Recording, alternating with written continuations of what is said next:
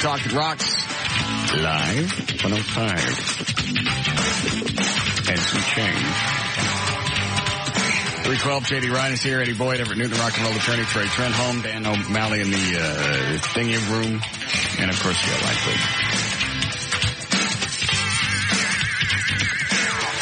All right, I missed something last week, earlier this week. What was the slur that somebody dropped at the Tyrell Bolton protest thing against Benavides? Because I heard that on KRLD coming in, but they didn't say what the term was. I get that story. Because LULAC is pissed off about it. Yeah, League of United Latin American Citizens Representative Jesse Diaz says, how dare... It's on the... What? I can say it? What? Let me see what it is. How dare they call us? I don't see it. Where is it? That word.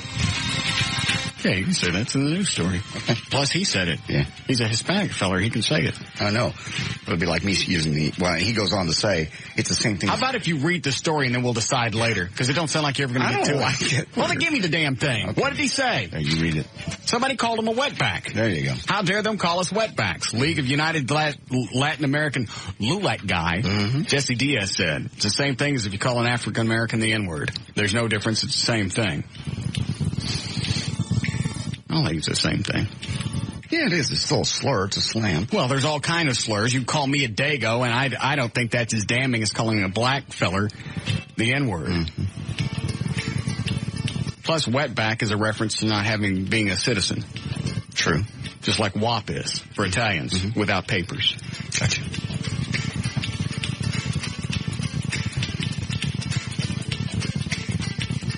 Well, they're up in arms. They're now protesting the protesters.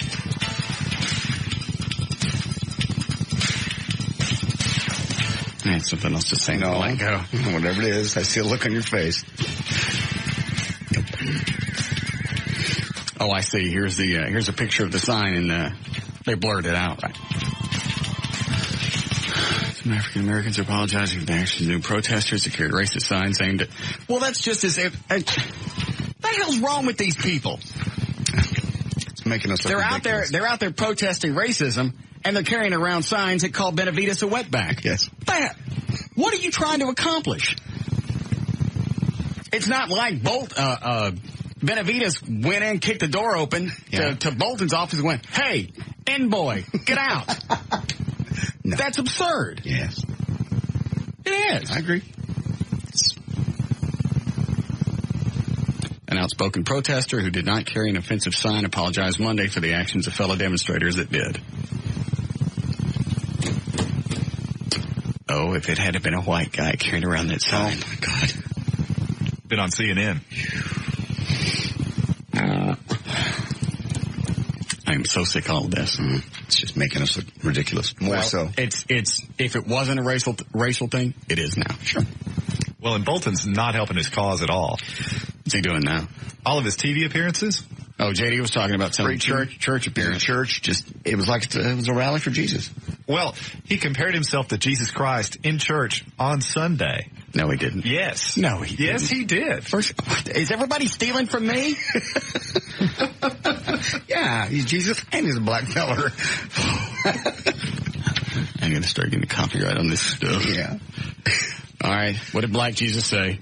Well, I mean, there have just been various snippets that I've seen on the news. That was one. There was another where... Various what? Snippets. All right. The little ones. All right, go ahead. Go ahead. Various snippets on TV with Terrell Bolton.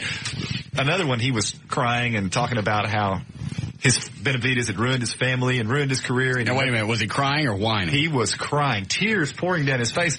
And then he ran up, I swear. First, they canceled different strokes. Get fired from this job. What you talking about, maybe? All right, I'm sorry. So he's crying, and what else? Well, it was just funny. It was like some sort of melodrama because it was obvious he was playing it up for the camera. And then he proceeds to turn and run up a flight of stairs, boo-hooing the whole time. I swear. It was on television. Oh, it was great. And it's so obvious that he's pandering to his future jurors. I mean, what other possible motivation could he have at this point? The job's gone. He's not getting that back. He's just positioning himself for damages. My family has been ruined. My career is gone. I heard some of it. Has there been anything released that said why he was fired? Is there anything on paper yet? Not to my knowledge. All right. So these people that are protesting haven't even seen any information. Well, no. They're protesting based on the fact that he's black. He's black, he got fired. How come nobody protests when a white fella gets fired? I think Benavidez did come out and finally state some reasons. One of which was that my understanding is that they wanted Laura Miller and Terrell Bolton to meet on a weekly basis to discuss the crime problem in Dallas. Okay, fair enough. Well, she's mayor. Whether you like her or not, she's a mayor. And he's the chief of police, so that's his job. Through his attorney, I understand he has said that he thinks that that's demeaning. Why? That was my question. I mean, he is the chief of police. I can understand what about, meeting with the mayor. Well, regardless if he thinks it's demeaning or not, if the city manager tells you you're supposed to be someplace, right, you probably should go. And he did a lot of unpopular things. He had I think a driver and 2 PR guys, or 2 drivers and 1 PR guy or something. Unpopular, popular, it's got nothing to do with getting popped. Well, I'm just saying part of the totality of circumstances, I think, that went into his ultimate firing, that was one. The fake drug scandal was another. Right. The fact that he had a contentious relationship with Benavidez with regard to not only that, but apparently some other things. So there the city lost a bunch of money, millions of dollars over, what eventually was ruled, guys got fired. Yeah, guys got fired, shouldn't have. Yeah. I think that was about an $8 million hit on the city, right off the bat. Like we said yesterday, any corporation where you have somebody running it and you cost them $7 or $8 million, it's a really good chance to get popped. Well, that's the difference between government and private industry, because you're right. In a capitalistic setting, that's exactly what would have happened. But this is a bureaucracy. I know. You turn on the news every day at noon, and there it is. A bunch of people protesting for Bolton. I don't even know if they have all the facts. Well, no. But I think, the per capita crime rate not having improved, granted it was bad when he took office, but I think that in and of itself would be sufficient. Well, he wasn't getting any help from the people on Marilla as far as cops getting their money. Well, that's true. That's true. No, and clearly that... Not all of it was Bolton's fault. No. But why is it you can't just get fired anymore, get popped, and be done with it? Right. You get popped, and if you're black or Hispanic or some kind of crazy one-legged Chinese, there's going to be a protest. You're right.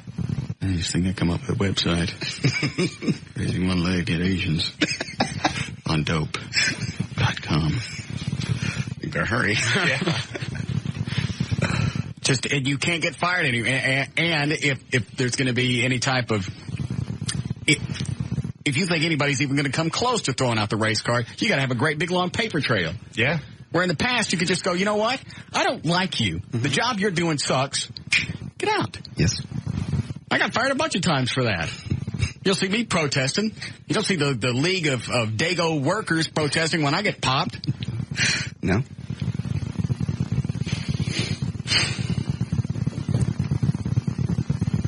Did you piss off Gary from the Grove somehow?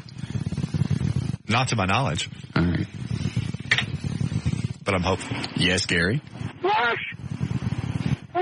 Yes, Gary. Let me say my piece once and for all. All right. Wish you would oust that no good lawyer from Everett off the show. Big bad wine crybaby all the time. Don't know what he's talking about. You are a jabroni crybaby. You're a crybaby. Well, thanks for calling, Gary. Everett, you are a crybaby. Shut your mouth and know your role. All right, Gary. And if you don't give me my money, what? Pick a person to be picky. What was that about? Maybe I don't know. Electric blanket pee, who knows? It's hard to tell with him. Yeah. He's kind of all over the place. Yeah. And I believe I've offered to give him his money. Mm-hmm. Yeah. I don't even know if he lost the whole 100 pounds like he was supposed to. As far as I know, he lost it and gained it back. I haven't seen him. I haven't seen a scale. I haven't seen Jack. And I ain't tossing out $500 just based on his word. Somebody that ain't even smart enough to blow on a pot pie so don't burn the roof of your mouth. Screw him. Screw you, Gary. You punk. You pea bed. Just won't come up here. You keep telling him to. I had a check up here 2 or 3 weeks ago. wrote the check, had Gary's name on it. I don't even know his last name. Do we know his last name? I've got it written down. Is it something stupid? Don't say it, but is it something stupid? Yeah. Pretty lending to his name? Yeah. Something like Peabody? Yes. We'll just start calling him that. Gary Peabody. What does the guy on 10 want? Okay, I see it. Hey, Russ. Hi, John. I listen to your show all the time, and you guys you always been fair and balanced, and I like listening to you. I'm a young African-American gentleman, and I just had to call in. Yes. Because some of the things that you guys were saying I disagreed with, but I thought I'd call in and talk to you guys about it. Well, then let's address them one at a time, just so you feel like you got your say. Okay. Well, first of all, they were talking about the fake drug scandal. Yes. Now, the fake drug scandal had been going on for 15 years. That's okay. And not to my knowledge, but okay. Okay, we'll just take your word at that. We don't know. No. But I believe most of the fake drug scandal was that could be attributed back to the DA. Yes. Right. So we can take Bolton out of that equation. Okay. All right. When I say 15 years, because the ones that were in prison were first convicted 15 years ago. Okay. They had been in jail for some of them 15 years. All right. You see what I'm saying? No. So that's how long it's been I don't going believe on. that's We true. just now found out about it. As far as them meeting weekly, He feels like he's getting his say. Just let him talk. with the mayor, Because one less angry black feller means out of what's going on. one safer ATM. Because those guys are doing the crime rate. John, you're going to have to... John, your cell phone cut out there for a second. Back up a sentence or two. Okay, the police officers are doing an awesome job. The crime rate in Dallas had gone down well over 30%. In the 4 years that he'd been there, because they had been doing a good job all together with Glenn White and all the different associations and the chief, and with him getting a team, demoting those other officers, he didn't fire them, he demoted them. There's a difference. Now, every chief that has ever come in the city of Dallas, the city of Arlington, the city of Fort Worth, and across the country, anytime they come in, they always put people around them that they are comfortable with. Yeah, we said that a couple of days ago. Right. You do that. You have people that you've worked with in the past. You trust. You know their style. They know yours. They know how to back you up. I'm cool with that. Right. And what happened, though, they tried to say that the police chief fired them. He did not. They just got ticked because they got demoted, so they sued, and Benavides just gave in. That's why they got all that money. I don't think you just give in to a $7 or $8 million lawsuit. Well, you do.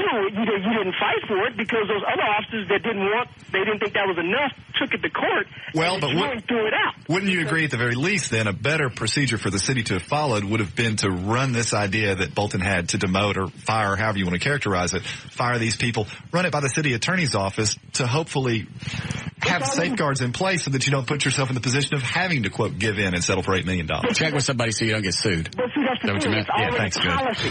Everywhere across the country, that's what I'm trying to tell you. Everywhere across the country, anybody that's coming in as the boss has the right to put his people around him that he's comfortable with. It happens all the time. Chief Click did it. The chiefs before him did it. Chief Click was about to be fired because he didn't want to put up the crap, so he decided to quit. He was one of the best things that ever happened to the city of Dallas. I mean, they were talking about on Channel 8, we've had, 6 chiefs in the last 10 years? Something like that. Now, that tells you that has something to do with the city council and everybody else that's running things, that you run that many people off. I'm sorry. That has nothing to do with Just start looking for a new chief. I mean, those guys But we have. started, whether it be But the point is, if his boss has the right to do that, to put his people around, even the boss, then the chief's boss has the right to fire him, freaking dirty. which he did. I mean, they think that they're I'm about to bring John's rant to a halt here because, well, I'll show you in a second. And it's not going to happen. But the crime in the last 4 years have gone down more than 30%. And that's a tribute to the administration, the police department, and the officers and the community. So let me ask you this, John. Why did Bolton get fired? I just think it was a clash of personality. So you don't know. The way it looks from the outside. Right, so, okay, you know what? You just made my point. The way it looks from the outside is we don't... Clash of personality. You're not listening. We don't know. We do know. No, we don't know. You just said from the outside it looks like this. We don't know because we're on the outside. You got to get on the inside to know. We're on the outside. You on the outside looking in. You can't tell it on the outside looking in. Argue with me. On the outside, she doesn't make a statement. She made a statement that says, I do not like him. She cannot like him all she wants. She said, yes, she can. She said said that. I'm starting not to like you. My point is, we don't know. How can you protest? You need to slow down. Slow down. If you don't know, I'm gonna take your bush away. I'm telling you, man. I've lived in this city. What? You know. Don't throw in. I've lived in this city. I was born here. No, I'm saying. Don't throw in. And I was black for many, many years. What? Until I got tired of it. Here's seriously, John. Here's my point. We don't know all the facts, and how can you protest something when you don't know all the facts? I'm not down there protesting because I got better things to do. First of all, I know, but we don't know the whole story. Now, when the whole story comes out, and if it looks like race played a big card, I'll go down there too, because that's race that played the card. You know, people that come down there with that BS that it was race. He got fired because he was black. It's such crap. He got fired because two people did not get along. Period. Okay? Two people did not get along. It's just like when Bush let go of some of the people that worked for him, or they resigned. They did not agree with his policies, or he didn't agree with what they wanted, so they either resigned or they were going to be fired. It's a personality thing. It had nothing to do with race. And people get fired all the time because of personality conflicts. Exactly. Right. You know, I mean, if you get tired of Bob McNeil, he's out of here, and he knows that. That came down there with the black guy that came down there with the sign that said "wetback." That pissed me off. It should, because they took an issue where they're saying, hey, he was fired because it's a racial thing, and they made it even worse. You know what drives me crazy? It's like, if you want to protest something and you want it to be fair and balanced, don't just protest with just the black shirts, you know? Because I know a lot of my friends that are white or Latino or Asian that agree with their side and also agree with the other side. Don't just show up downtown with only black folk.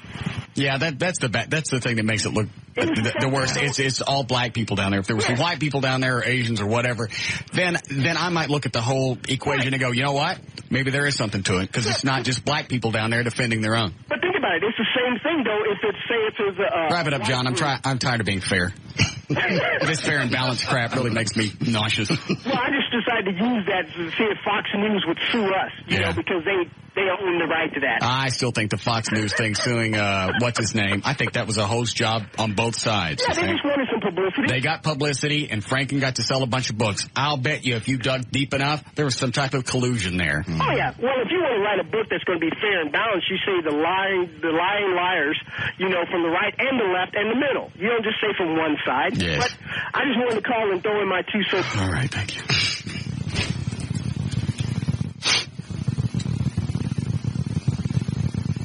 Let's just relax for a second. Okay. We're getting too talk showy. Yes. It's been intense. Let's wait. Let's see why I got fired. Yes. Go back and look at all the information and go, boom, you're right. They had a valid reason for him to get fired. And you don't go back, because I believe LULAC made a statement, or somebody from LULAC, that said, we're going to support Bolton because he did a lot for minorities while he was in there. Well, that's great. And if he's doing that and that's helping you in your cause, that's just dandy. But that also doesn't erase other reasons why he might get fired. This whole thing is just, because you do for me means I'm going to support you and forget everything else that you're doing that might down the road hurt me, be it Hispanic or black or whatever. You just want to go down there and strangle somebody. I don't even know who. Just grab somebody and make an example out of them. Made it random. Yeah. Here comes Trey. What is it? This is audio of the Reverend Bolton. Oh, lovely. Where'd you get this? WFA.com. By the way, did you get a hold of Glenn Murray? Left word. Have not heard back. Did you find him? Yes. And he's where? I don't remember the call letters. He is actually working. The police had the wrong call letters. So he is working at a TV station Channel someplace. 52, and I can't remember the call letters. Oh, that's KFWD. FWD, yeah. Yes, of course. And it is in Irving. KFWD. Mm-hmm. Is that Spanish? I believe it is. I'm not positive. So what's he doing working there? I don't know. Have you seen K-Star? Have you seen his mugshot? No, I haven't. Oh, we have it. It's on my website. Oh, let's see it. Hang on. There it is. That's from Grapevine Police. He looks like a puppy in need of a home. Look at his eyes. Yeah, he looks like he's been crying. Yeah. And look at this shirt. You think he stole that? Nah, it's too tacky to steal. All right, what did they say when you called? You called and you said, I'm Trey Trenholm, the Russ Martin Show. So can I speak to Glenn Murray? And they said, he's not in. Would you like his voicemail? You have a collect call from... Help, I'm being raped! Will you choose to accept it? All right, so you got the voicemail? Yeah. What did you say on that? Were you very professional? Absolutely. You didn't say, hey, convict? No. All right. You said? Said, this is Trey Trenholm with the Russ Martin Show. You know, understand you're, in some legal problems, and if you would like to come on and tell your side of the story, we would love to have you on the air. Okay. Please call me. When did you call him? 1 o'clock. Okay. No word from him yet? No word from him yet. I'll call again. Any other information from Grapevine PD? No. So what is he alleged to have stolen? You don't know the story? No, I heard that he was busted for shoplifting in Tarrant County. That's well, then let me read the story for you. Okay. Yes. Be the fourth time I've read it. Excellent. This is from the Dallas Morning News last Friday, I believe. Former TV forecaster accused of shoplifting. Former KDAF TV Channel 33 weather forecaster Glenn Murray has been charged with misdemeanor theft for allegedly stealing 6 wallets from a Grapevine department store. Mr. Murray, 38 of Dallas, was arrested August 16th and released the same day. He is accused of shoplifting from Neiman Marcus Last Call Clearance Center at Grapevine Mills Mall, said Grapevine Police Sergeant Bob Murphy, who was a fine officer. A plainclothes security guard stopped Mr. Murray after he left the store. Police said the wallets are valued at $347, said Sergeant Murphy. Mr. Murray denied that he stole the wallets. He said he was in the store to return a suit and doesn't know where the wallets came from. Needs to work on his defense. The case has been referred to the Tarrant County District Attorney's Office. Do you know where on him they allegedly found the wallets? I do not. Why? Just curious. I mean, it would make a difference if it was in something he was carrying and maybe set down and somebody conceivably could have concealed them, I guess. I got it. Well, obviously, the plainclothes guy would have had to seen him put the stuff in there. He wouldn't have followed him out. One would think. Or I guess if they have, I don't know if they have buzzers or not. You know, right. Or surveillance. Right.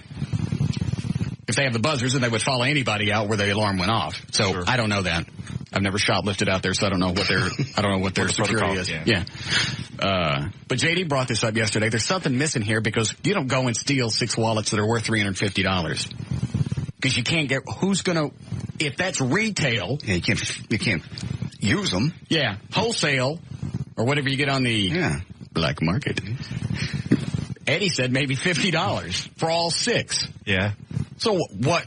Something's not right.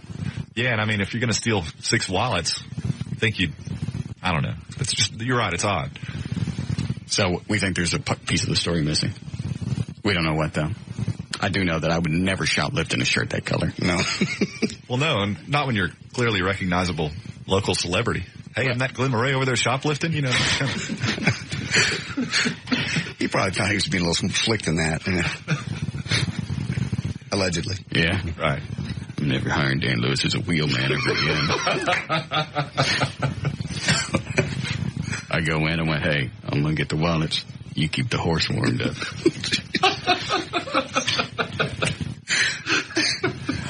I come out, there ain't no Dan, there ain't no stick horse. It's just me holding the wallets.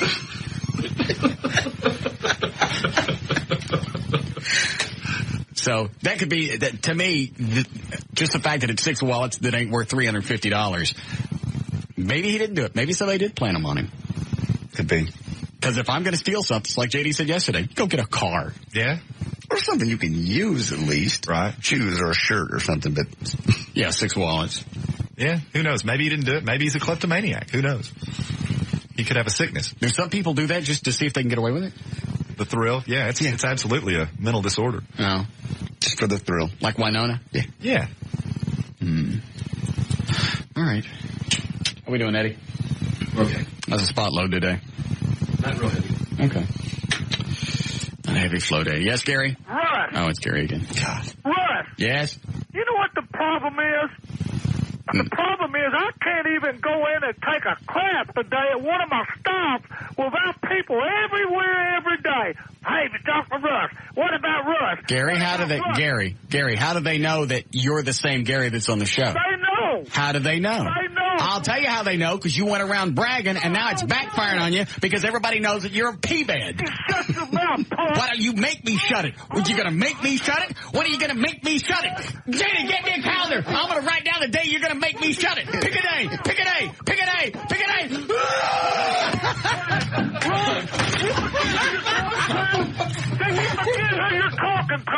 Sorry. Wow. I don't even know what that move was called. It was outlandish. He ain't never coming up here. I'm never going to have to get rid of that $500. Won't show up. Okay. Is that a pissy chick on line 6? Oh, yay. Hi, pissy chick. Kathy, Yes. go right ahead. Okay, well, I'm not mad at you. I'm just mad at the Dallas Police Department. They Of forced course. me to move. Why do they make you move? Because if you stand on the same corner long enough, that's considered vagrancy, isn't it? Yeah, sure. No, What is actually, it called? I wanted to dispute the man that Loitering. called earlier and Whatever. said that the What's vagrancy? Loitering. Yeah, keep talking. We're not listening. What is it? Okay, but the crime Loitering rate in vagrancy are pretty much Dallas the same. had Okay. gone But down there's some, 30%. you don't want to hear the explanation because That's it's really wrong. not involved. Okay. What's wrong? Well, the man said earlier that the crime rate in Dallas had gone down 30% in the last 4 years. I was robbed a minimum of 8 times in a 2-week period, and the Dallas Police Department won't even take fingerprints unless you pitch a wall-eyed fit. And where were what was touched? They robbed my house. Everything in my house. They stole my son's dog. 8 times? Yes. Your house is broken into 8 times. Oh, that 2 was weeks. just within a couple of week period. 2-week period, 8 times. Every Yes. other day. Well, they didn't get the first 7 times. They came back and got the last time. And what time during the day are they doing this robbery? Between burglary. 6:30 and 4. 6:30 and 4. At night in the morning. 6:30 in the morning and 4 in the afternoon. Okay. 8 times in 2 weeks. Yes. Yes. I'm Do really you unsure what have exactly- do you have doors? Yes, I have doors. They knock them down. They knocked the door down 8 times. They would break windows out, knock the doors down. They broke sliding glass doors. Where do They you broke- stay? I'm sorry? Where do you live? I used to live out in the southeast part of Dallas, outside of Sigleville, Balch Springs, and Mesquite area. Okay. We Southeast had Dallas. lived there forever and ever and Yeah. ever. And 8 times in 2 weeks. Oh, I could go on and on. It was I'm more sure you than will. that. But if you want to count from December to now, Yes. oh, it could go on and on and on. And why do you think your house has been targeted for all these burglaries? Because they know that no one's at home. Plus, they put a lot of trailer parks in, and they have a lot of riffraff that comes and goes. We only have one patrol person that patrols that area, and they know it. Okay, so how is that the cops' fault? The cops' fault is they won't take fingerprints. They won't. They don't come out. Call Chief Bolton's office because you have the detective that tells you, don't leave me a message on my recorder on my day off. I called Chief Bolton's office several times. Go ahead. It just seems like she could have the cops sit out in front of her house for about 10 minutes and somebody swing As by. of yet received any of my property back except my son's dog that I walked the trailer parks and threatened bodily harm, and she reappeared a week later. So you think it's other people in the trailer park that are stealing from you? Yes, I was not in a trailer park. I had some acreage with a house, and that's why I was being targeted. Why don't you just not go to work one day and stay at home overnight and wait for them to come in? We sold the property for the bare minimum. Mm-hmm. I mean, we just gave it away. We're no longer there. We moved out of Dallas. We'd had enough. I'm still waiting to hear from I forget what the original reason for your call was. I'm still laughing you got busted into 8 times in 2 weeks. You know, it's absolutely horrible to walk in and find your, they even stole No, my it's husband's horrible the phone. first couple of times. After that, it's a hat. Yeah. Becomes part of your daily routine. Yeah. No, and we did try to catch them. We just Get the couldn't. paper, call the cops. Yeah. So, I mean, that was my gripe. The Dallas Police Department are terrible. Yes. You even called Laura Miller's office with a complaint. Nothing's Yes. done. Right. I haven't heard anything from any stuff, and I even provided... Just out of curiosity, what could they steal after 3 or 4 times that they had to keep coming back for? What they didn't take the first few times. Do you have a lot of little small items? Yeah, TVs. They mostly took the TVs and VCRs and DVD players and et cetera on the first run. They came back the second run and took more clothes that they didn't get the first time. Yeah. So basically the first few times you're just kind of shopping. Yeah. Right. Yeah. They didn't want my clothes, so I guess they were guys. But that's okay. Okay. But I could go on and on and on how sorry the Dallas Police Department is. Right. That was my gripe. Well, there's certainly no reason to bother them anymore then. Since they're not going to come out and help you. Well, and I don't think that's being fair to the Dallas Police, really, because and I think I don't care. She's leaving something out. You don't get your same house busted into 8 times unless you're running a meth lab. Right. There's something else going on. Well, yeah. What could you possibly get after the first few times? All the good stuff's gone. They're running some kind of meth lab, and somebody stole a guard dog. That's what happened. Something. They'll just keep going back and knowing that nobody's home because sooner or later because it's. And at some point the cops are going to start watching that house because you extrapolate that over time. So no, they're not because they're sorry. That house has been broken into about 500 times this year. We don't care. What are the chances they're coming back? We go over there and do something, but I'm too sorry. Yeah. I'm sorry. And I'm shiftless. Maybe a cop that's listening knows what's going on, because if there's a house that's been busted into 8 times, I'm sure that police report's going to stand out, and we can get the rest of the story. Did we start news yet? Nope. Yeah. We need a break. We don't? Good. Let's see what else is on the phone before we start. Recourse for bad lawyer. Obviously, hey, that's not a bad idea. Yes, Kimberly. Yeah, hey, that's obviously her son that's doing that. I had a brother that was a crackhead, and he used to take everything we had every chance he got. That's who it is. I never would have thought of that. Yeah. Yeah. You're right. That's absolutely what it is. He's taking it, and he's pawning it. That's why it's a few things at a time. It's because he's feeding his habit. I promise. Dandy. Thank you, Kimberly. Sure. All right. Looks like somebody owes the Dallas Police Department an apology. All right, you ready to go? Sure. Okay. Is that the same black guy from earlier? Is he mad yet? No, he just wanted to make one more point about something. No, tell him call another talk show. Okay, not a problem. Just because he got through once doesn't mean that the whole show is going to be dedicated to his agenda. All right, 345 JD Ryan's on Live 105. Thank you, Russ. Brought to us by Southern Comfort. Southern Comfort. For nights the stars align, the dots connect, and it all comes together. Southern Comfort. Between friends. Wednesday, September 3rd, 2003, Amber Lynn, actress, turns 40 today. Cell phone users, people have been talking about this for months. Cell phone users, beware, you may be the victim of a false rumor. If they're caught, people think now if they're caught using their cell phone behind the wheel, they could face hefty fines. We already said this wasn't true. I know, but this just came out as an official thing. Okay. Back in January, the Texas lawmaker from El Paso did propose a law banning cell phone usage by drivers. While the proposal made news, it never passed. It's not nor now has it ever been Texas law. Okay. IRS employees at tax help centers gave correct answers 60% of the time of tax law questions asked by Treasury Department investigators posing as taxpayers.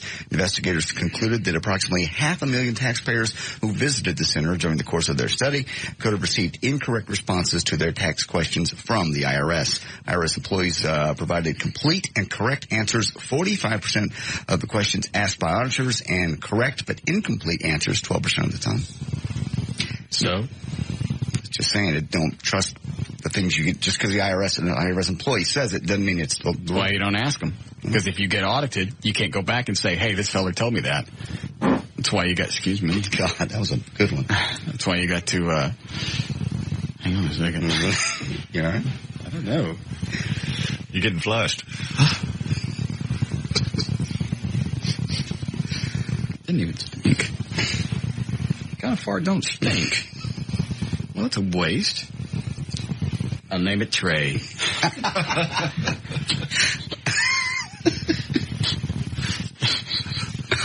Go ahead. Speaking of North Texas thieves, they were on the run with a unique getaway car. Tuesday afternoon, a Plano resident spotted someone hooking up his neighbor's meat smoker to the back of a maroon pickup.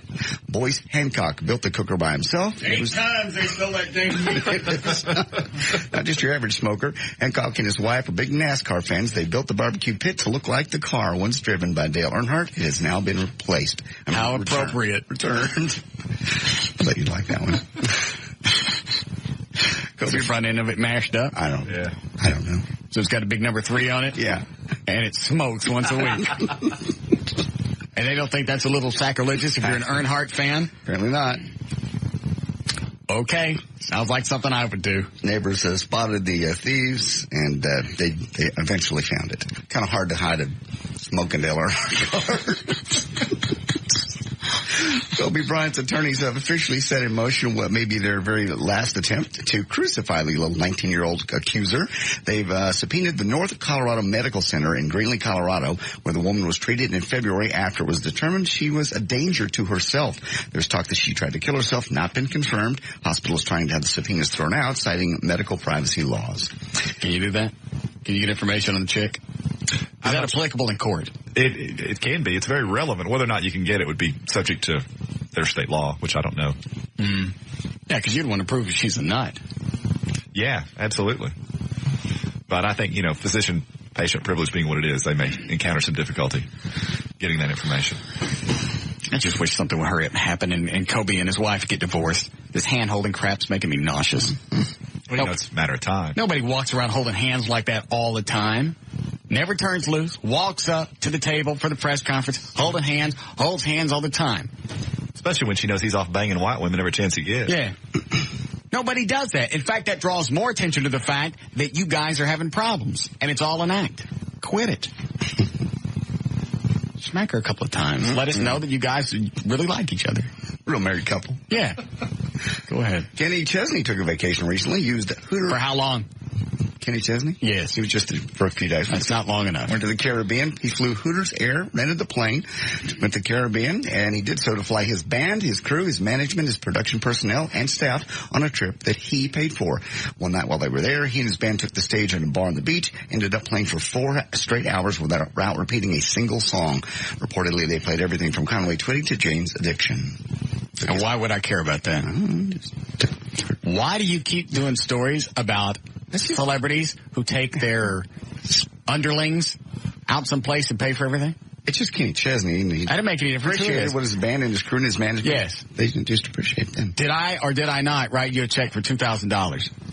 Yeah, you made me suffer for it, though. Well, and you don't think playing country music is suffering? No, not for That's exactly what Kenny Chesney's doing. No. He's rewarding people for suffering through his music. He has great music. What songs does he do? Well, the one you like particularly, She Thinks My Tractor's Sexy, but he has a whole bunch. And you don't think that's painful? No, that's not my favorite song he does. He has a lot of others. I can't remember all of them, but he's got a bunch of hits. He's had really good stuff. I could get you a list, but I don't have them in my head. So I give you a check for $2,000 and that ain't enough. It was a bet. So that wasn't a bonus. It was a bet. I didn't even try. I decided you deserved it. But you made me suffer for it for 2 days. So what happened? What are y'all talking about? Were you here last week? Yeah. Did we talk about it in front of him? I don't remember. How'd it come up? You had ruined our dinner, my makeup dinner to Joy at 3 Forks. He'd shown up. You knew that. Right, I knew that. 2 tables away. Okay. So I said I was going to take her out. And first of all, I didn't ruin that. Yes, you did. Had you not forgotten her birthday, you wouldn't have been there the same night I was, and there wouldn't have been anything for me to ruin. So directly, the fault lies within you. Indirectly, yes? It lies with me. Directly, I don't know the whole you. story. He showed up. Let's go back to the night we're both at the same restaurant. Okay. Had he not screwed up and forgot her birthday the week before, he wouldn't have had to be there that night trying to make up. Well, what was it that you did that screwed up JD's night? I didn't do anything. Yes, you did. I said, shush, I sent over some wine. Okay, that sounds honest, innocent enough. A box of wine at a 5-star restaurant. Almaden. I don't care what it was. It sounds so... A box of wine. It was embarrassing. At a 5-star restaurant. And they had to run down to the beer store to get it. Of course, because they don't have box wine. There's a reason. I thought you'd enjoy it. I did. It keeps.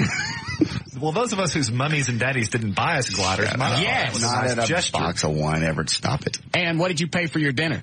Nothing. Thank you. I didn't expect Thank that. you. Thank you. I said thank you. Not to me. I most certainly You did. did not. After I found out. You did nothing. You've done nothing but bitch and moan. You are nothing but a whiner. That is not I true. hate the day you were born.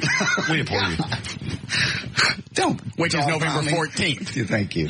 And I know Joy's birthday, which is August 16th. Yes. The same day that Glenn Murray was accused of shoplifting at Grapevine Mills Mall. It was a big day. Yes. Anyway. So how did you ruin your evening? He sent you some wine. You got showed up. free meal. I told him I screwed up. I told him that I had reservations. I was going to take her there. So he sets up. I already had plans to be there. 2 tables away. Well, you can say that now. I would think you would have That's brought it where up. I go all the time. Obviously, the chances of me being there are very great. I would yes, thought- yes, yes. Did you send over anything to Russ's table? No. I was having a birthday dinner and they were staring at us. Dan Lewis is jumping up making faces in the mirror or in the glass at Well, now us. don't drag Dan into this. Well, We're talking he's about there, Russ. too. Yeah. And of course, I'm suffering through a date with a chick with all the hair growing on her chin. Chinchilla? Anyway. I told you about that day, right? No. Oh. Somebody I was going to go out with, and we decided to go that night, and I never really got a good close-up look at her. She got all these hairs on her chin. Like, how bad? Like enough to where she had to go outside a couple of times to let it pee. Never got up from the table. She did. She didn't. Yes, she did. You did. Plus, What? it snapped at me. Okay, I wasn't sitting at your table. I didn't see that. Thank you. All right. Anyway, my point is, you wouldn't have been there had you not screwed up, so I got none of the blame. So JD goes on to say, all right, I'm going out of town this weekend, and you're not going to screw it up because you can't find me. Okay. I remember that. Okay, Friday, I remember you guys made the bet. Bet was that I could. Right. So Tuesday comes up. I fessed up that I didn't do it. Gave him a check for $2,000. And he's still bitching. So I spent all day Sunday and Monday looking over my shoulder, thinking he's having me followed. I'm using cash places. I'm going out of my way to not be seen. Okay, well, let me put it to you like this. If he exerted every possible effort to try and find out where you were. I've hit him with this already. And what does he say? He's still pissed. What are you pissed about? You won the bet. You got the $2,000. Russ is right. You're a whiner. I didn't win. Yes, you are. You got $2,000. For and nothing. A free meal, for a box absolutely of wine. nothing. And you got heartache and heartburn and stomach acid. You said there was no way I could find you, so why even worry about it? If you were absolutely positively sure, why mess with it? I did things I would not have done otherwise. Out of my way. That's what you get for opening your mouth. Had you not thrown down the gauntlet, I certainly wouldn't have picked it up and smacked you with it. Well, and you would have done all that regardless of how hard Russ tried. Your goal was to win the bet, which you did. So what are you bitching about? It's never enough. It's not It's really not. That's the problem with you rich kids. I'm not a rich kid. Kenny Chesney took it. All of a sudden, he took his friends. Good. Well, why don't you go join Kenny Chesney's band? Huh? Okay. John Anderson sent home from the hospital yesterday morning. We need a break yet? During heart attack. He had a heart attack over the weekend. Doctors say he'll make a full speedy recovery. That's news and information. I'm JD Ryan, Live on 5-3 to Talk at Rock, Texas.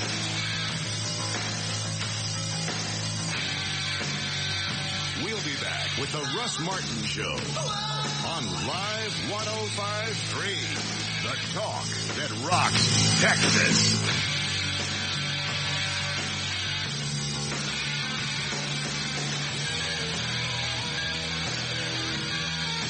Have a job? Do you have $199? Do you want $3,000 minimum for your trade? Central Kia's Kia-thon. Massive walkouts are affecting an affiliate of Kia Motor Corporation, costing over $1 billion. Central Kia has been named an official strike sell-off destination. Hundreds of new Kias will be sold for only $69.95. Plus, get a 10-year You think if Dan Lewis is sitting in the car right now, as soon as this spot started, he just flipped the radio off. Right. Load it again, Eddie. You ready? Might as well not listen to the rest of it, right? Yeah. Do you have a job? Do you have $199? Oh, screw this.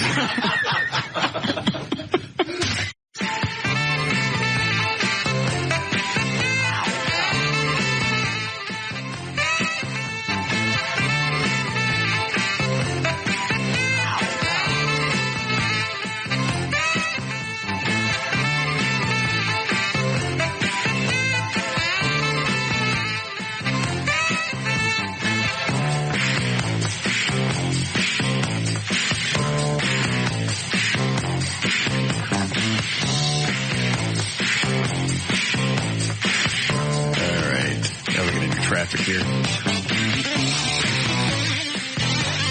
Hi, Gail. Hi, Russ. What do you got? I got CareerBuilder.com, MaxRx, Enjoy Internet. All right. Your IQ is getjoi.net. Change your job without changing your address. Find lots of local jobs at CareerBuilder.com. The smarter way to find a better job. MaxRx Male Enhancement promotes length, girth, stamina, and overall sexual vitality. Maximize nature's power with MaxRx. Visit max-rx.com or call 1-866-MAX-RX-4U. Individual results may vary. Joy.net. Quality internet for $6.95 a month. It's fast, reliable, and secure. Internet with no advertising, just clean, straightforward service. Go to www.getjoi.net. On Southbound 75 Central at Haskell, there's a wreck on the shoulder, but traffic is slow from Park Lane. In Plano, westbound George Bush Turnpike at Preston, there's a wreck on the Service Road. And in Carrollton, northbound 35 Simmons at Frankford Road, apparently closed due to an accident. The Service Road affected as well, and traffic backed up to the George Bush Turnpike. This is also brought to you by Albertsons. Shop Albertsons Bakery in September. And with every French bread purchase, Albertsons will donate 5 cents to your community's Second Harvest Food Bank. Albertsons, helping make your life easier. I'm Gail Lightfoot on Live 105.3, The Talk That Rocks Texas.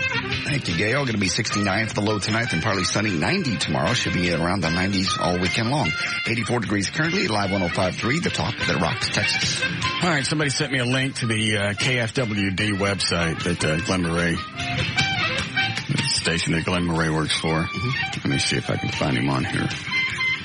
Sales, employment, drama, comedy, action, entertainment. I don't see news. How can he work there if there's no... I thought it was all, like old programming that they bought. I thought 52 was like, old Ironside reruns and such, and some football or baseball or something. Ask Rita now on KFWD. Rita. What's a chick's name? Her face. Rudner? Rudner. Yeah. I don't see anywhere on here where Glenn would work. Or how they would use him. He told the cops he was the entertainment reporter, but if they're not doing news. We should call over there and find out how we could win those wallets. I'm sure there are nebs inside them.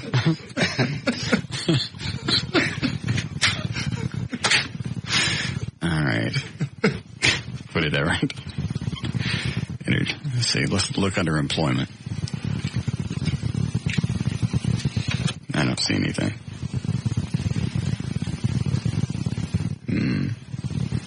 Well, it's all right, though, because it's on Story Road, it's in Irving, so obviously the Grapevine cops got it wrong. Mm-hmm. So he does work there. Okay. All right. Hi, Chris. Hey, boss. Yes, sir. I was wondering if Everett's going to spin the wheel of punishment. Oh, that's right. Thank you, Chris. Thank you. Gutty. Go ahead and what?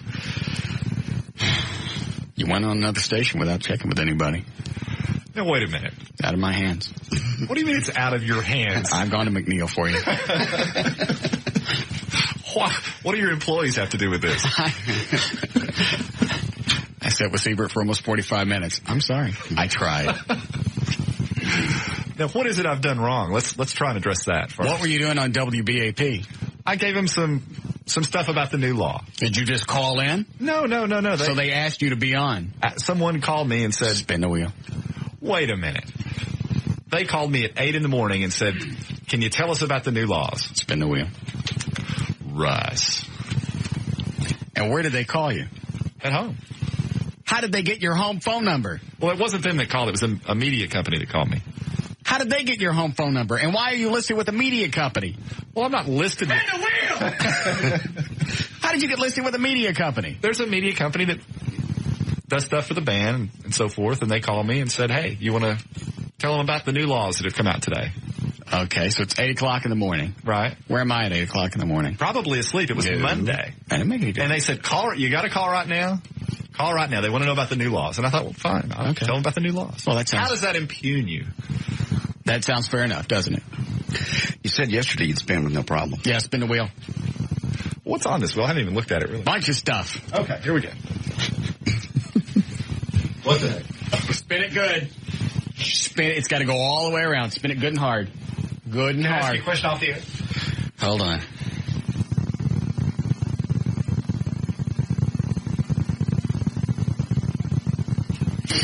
All right. Just had to clear that up. Good spin. All right, there you go. Big punishment. Big punishment. Rocket skates. Yeah. Oh, no. You'll love the rocket skates. You must have me confused with Bella Latrinholm. No. Rocket skates for Everett. Do we have those here? Yes. Yeah. They probably won't fit. I have big feet. Oh, he's right. What are yours, 11? 14. They are not. Stick one up on the counter. Stick yours up next to him, JD. Yep. What is yours? 10. That looks like no 14. It is. Damn. What size are the rocket things? I believe they're 11s. Oh. I can take the pads out, though, make them bigger. I can go barefooted. Maybe that'll help. Curl my toes. Will that fit? We can make you fit. Never seen anybody so accommodating. Mm-mm. But he knows he's done wrong. Yeah. Well, I just want to check it out. You know, maybe it'll be, I don't know, kind of cool. How fast do those things get you going, incidentally? I don't know. We haven't tested these yet. What did JD have? Just a rocket boots. These are rocket skates. Yeah. How very exciting. So I'm kind of like the test pilot. Yes. Sorry, you went on the BAP. They're AM. Make any difference? Every time I ask you about this stuff, you go ahead, that's fine. I've asked you, I don't know how many times about different things. Okay. Went on Channel 4 before, you're cool with that. I got it. Went on Channel 8 twice before, you're cool with that. Because it helps you in your practice. I've been on KRLD. Because it helps you in your practice. WBAP. But you always ask. You always say it's fine. Why would that me? Don't you? Yes. Very much like the Dan Lewis tipping thing. He was picking up dinner in the tip anyway. He just wanted Dan to ask. You like to be asked. Now, Dan's been shunned from the treehouse. Oh. JD shot him out with a BB gun.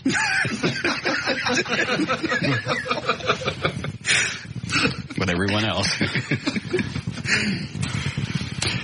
Here comes Trey. Yes, Mr. Trenholm. This is a media release that goes out to all the, look on the second page top.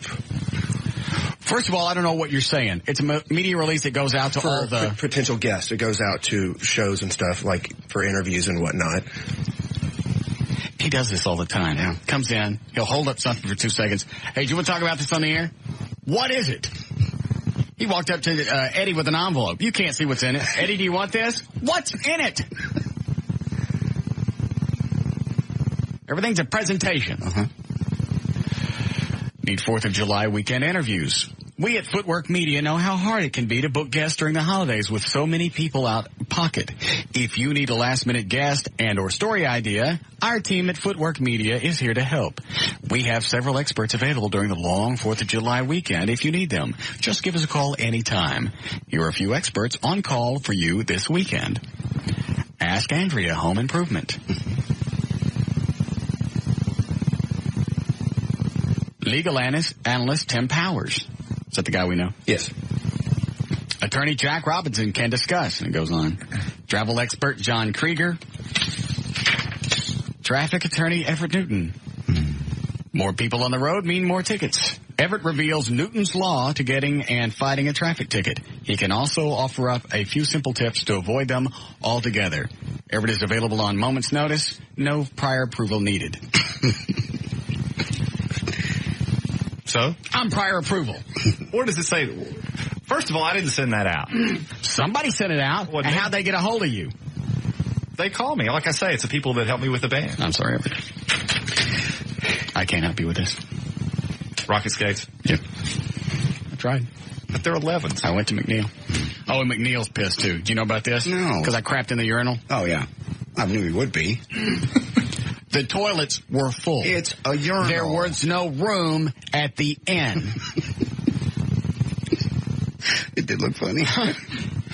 This big old log right in the far urinal, Thanks for telling me which one. Sure.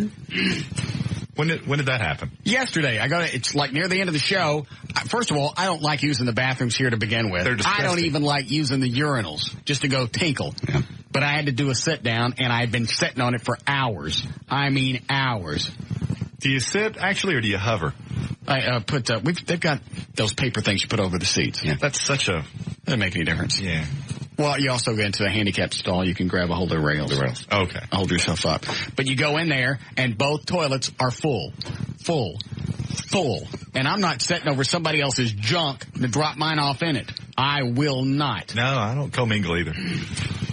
So, I only got all there. And nobody said thank you for not doing it in the sink. I don't think you get a thank you for that. So I had to let it fly in the urinal. Well, there's water there. And Chulo walks in from Wild 100. Yeah. He's on the cell. He didn't even make a comment. He's on the cell phone. He walks in, looks at me, keeps talking, turns around, and walks back out. And I'm sitting there squatting down like this going, trying to make sure that it hits the urinal and not hit me on the ankles. Well, what did you do about wiping?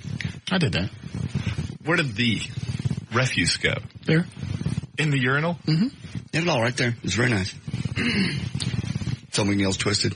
I knew it would be once maintenance, because maintenance had to come in last night and clean that up. So? I'm just saying. It's not my concern. My concern was I had to go to the bathroom.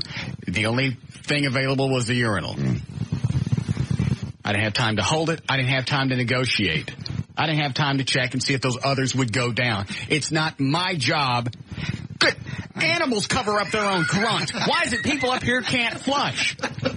This has been a running problem. I'm not sure if it's one person doing it. I don't know if it's just radio or just this part of town or all companies have this problem. I don't know. I don't think the toilets flush very well either a lot of the time. It seems like they back up a lot. Plumbing's here is very old. That's true. This building's been around since. Well, then you put plungers in all the restrooms and let people clean up after themselves. It's not my job to go in there and break up somebody else's business. They won't. No, they're not going to do that.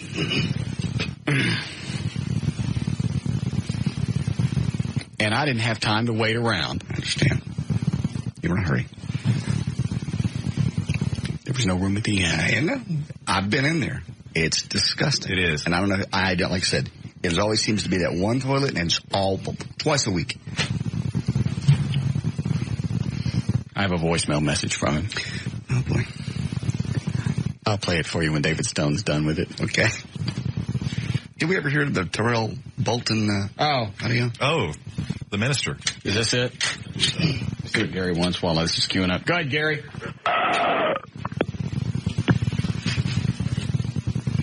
Did you know he was going to do that? Dan. All right. Gary, if you don't call back and apologize in the course of 30 seconds, I'm going to give out your home phone number and your address. The timer starts now. I'll even spot him 8 seconds because of the 8-second delay. Okay. Start it again.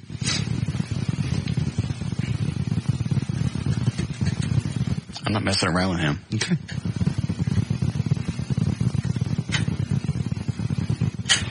He has line 5. 15. Yes? That slip. Say you're sorry. I'm sorry. All right, then. You're off the hook for the time being. Russ? Don't do it. Let me ask you a question. You hung up on me. First of all, you hung up. You belched in my ear. You belched in my ear, which is extremely uncouth. Nobody wants to hear you belch. Shut up. Nobody wants to hear you belch. Nobody gives a rat's ass about your bodily functions. Nobody wants to hear it. Shut up, Esmeralda. Shut your Esmeralda self. No, you didn't. You should make me... Listen to me, Mrs. Kravitz. There's no reason for you to talk to me that way. Call you up. All right, I had to go back to the 60s for that. Gotcha. By the way, Owen was very nice yesterday. Did you get it? Sitting in my computer, just fell out of my chair. Did you really? Oh, yeah. Owen, it was just... There's only one thing that could be, man. All right.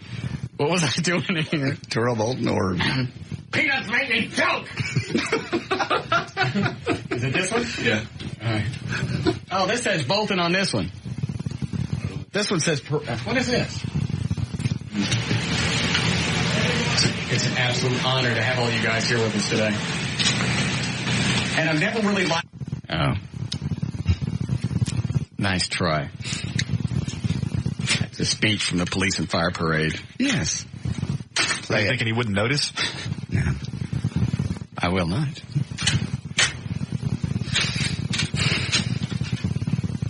Drop that one. Okay. Here we go. Chief Bolton at church.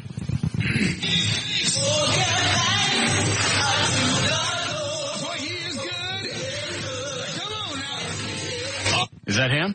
I don't think that's him yet. All right. At the Antioch Fellowship Missionary Baptist Church, former Dallas Police Chief Terrell Bolton. We got this audio where? WFAA.com. All right. Got a hero's welcome. Some people ask me, they say, gee, why did you smile when they crucified you?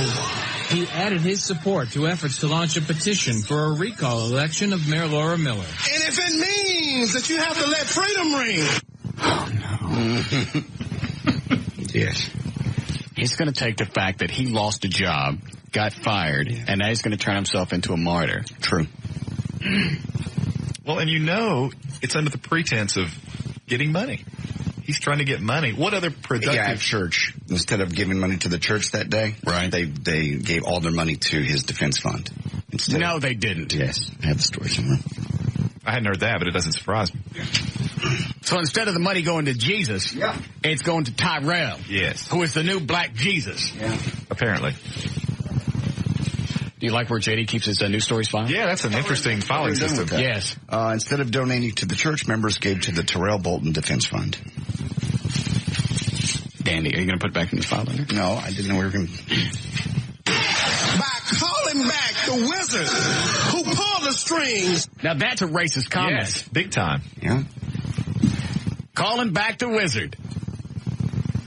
JD knows all too well what that's about. Is that right? No, I don't. I have no idea. Yes, of course you do. I don't. Yes, you do. I'm Grand Poobah. I am not a racist. Yeah. You just made it to dragon, right? I'm not a dragon. How come nobody says anything about Bolton throwing out the wizard? I don't think a lot of people caught it, quite frankly. How could you not catch it? Well, because... if they turn this into a great big racial thing, you got people out there protesting, holding up signs that are calling Benavides a wetback, and then he throws out this wizard thing. Well, but it's interesting how he phrases it. I don't know if it was intentional or not. All right, maybe I should listen to all of it. It's like talking about pulling back the curtain. Pulling back, something about pulling like a wizard pulling the strings. I don't know. That's not what he was going for. Oh, I agree, but it at least lends itself to another interpretation, which is that she's a woman of magical powers, pulling strings. So why not throw out witch? I agree. Witch has no connotation to it. Just You're right. a witch. Yeah. But he's dancing on the line. Fine. You know what? Then it's racial. Let it be racial. It's not. It is now. Well, They've made it racial. Now. They've made it racial. To get that knife in my back. Let freedom ring. The mayor could not be reached for comment. The church took a collection for the Terrell Bolton Legal Defense Fund. I had to vent, so I wanted to tell y'all that this is one angry preacher. Senior pastor Kerry Wesley promised another protest at City Hall next Wednesday. I stopped by to tell him downtown, you've been found wanting. Former Chief Bolton used some of his strongest language yet in describing a dispute over attending weekly crime prevention meetings ordered by the mayor. Those meetings, quote unquote, to make the city safer. Those were bow down meetings. Madam Mayor. You got fired. You got fired. You got fired. Get over it. Just get over it. People get fired all the time. It's not always a racist issue. Jesus Christ. You don't want to go to a meeting? Fine. Get fired. It's part of your job. You don't want to meet with the mayor? Get fired. You don't want to do what's expected of you? You get fired. Spit all over my nose. Yes, you did. So sick of people you just can't get fired. If you just go get another job. Yeah, the funny part about when he was going on and on, there was another, I think, news conference. I don't even like Laura Miller. Now I'm pissed off and I want to get her back on the air. See what he did? He made me like the Laura Miller. Oh, no. The Grand Wizard. Oh, God. You got fired. I got fired. You don't see me going and protest in other places? No.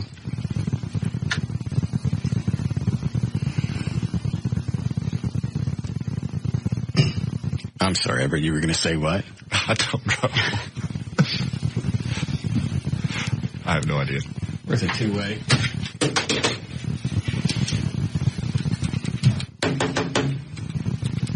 Don't nobody ever put new batteries in this? You leave them on. How do I get a hold of Trey? I don't know.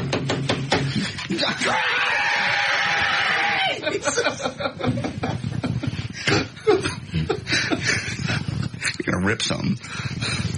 I don't care.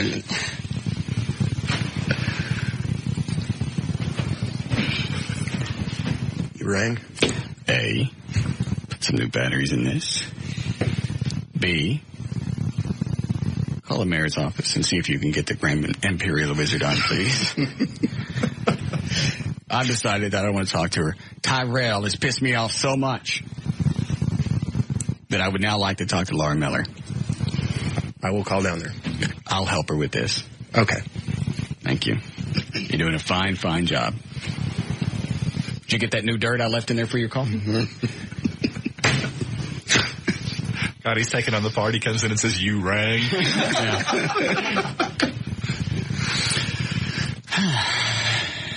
All right. Looking at the phoner. Get T-shirts. Protest the protesters. No, because then you're going to get a bunch of white people down there protesting the black people, and it makes a bigger racial issue. I just wish somebody would wait for all the paperwork to come out to go, okay, all right, here's why I got fired. All right, that's a chicken-ass reason. That's a chicken-ass reason. Since there's no valid reason, obviously, it must be racial. And then everybody goes down there and protest. You don't wait. You don't jump ahead of the game when nobody really knows what's going on. That's the biggest thing that makes the protesters look stupid is nobody's waited to find out. They all assume. I don't know if it's racist or not. They don't want to let the momentum die. They don't want to let the fever and the fervor. Look at what they did at church. I mean, they turned it into a revival. Well, and obviously carrying around signs with racial slurs of your own. Right. Totally undermines your credibility. And calling the mayor a wizard, shoved a knife in his back. Ted Benavides fired you. And I'm sure Ted Benavides didn't get to be city manager by being a stupid feller.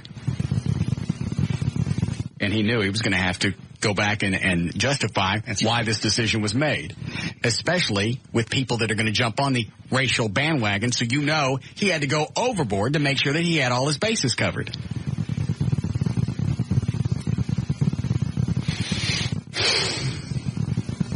I don't like people. I really don't. I know. We know. Just back when I was a kid, companies would go out of business, and they'd stay out of business. Yes. They don't close and open up a week later. No. Well, we got to close. Lost our lease. Yeah, we found it. It was a left drawer. Back open. Yeah, we're back open now. Yeah. Hope you didn't miss us. You get fired, you lost your job. That was it. Do we need a break? Okay. Are we finished news? Yes. Okay. Did traffic. I'm a little dizzy. Okay. Was there anything else on this audio? Do you know? Did I stop it at the end? Mr. Mayor. And the other thing that I hate about talking about this is because we're white and all these people are black, then it makes it sound like we're against them because they're black. Yeah. Not at all. Which I'd like to make very clear is not the case. No. What about you, JD? No. You don't care. Yes? What do you want me to say? I don't know what you're going to say. All I know is you came to work today with your BB gun. I did not. Yes, you did. I don't. Somebody did. Meetings, quote unquote, to make the city safer. I'd also like to know, did you go to meeting? Did you go to one meeting so you know what's going on? If he did and it turned out to be, a crap deal, then maybe he's got a point. Well, and the whole thing, too, about when he was saying, here, but in another interview where he was talking about how his family had been destroyed and he couldn't even get a job as a night watchman. I think one of the reporters asked him, well, how many jobs have you applied for? Well, that's not the point. I can't get a job. It is. You don't know what you can get. There may be a city someplace else that's ready to take you. He hasn't had time to find out whether or not he can get another job. Once again, you're right. They're just going on the bandwagon. Let's clump all this stuff together. My life is ruined. All this has happened. I can't get a job anyplace else. Really? What jobs have you been turned down for? None. Okay, so you've made no attempt to mitigate the damages. Huh. How do you know you can't get a night watchman job? I bet there are plenty of security companies around Dallas-Fort Worth that would love to have you as a night watchman. Former chief of police. Yeah. Sounds better. Yeah. They're just adding to the fire. Those were bow down meetings.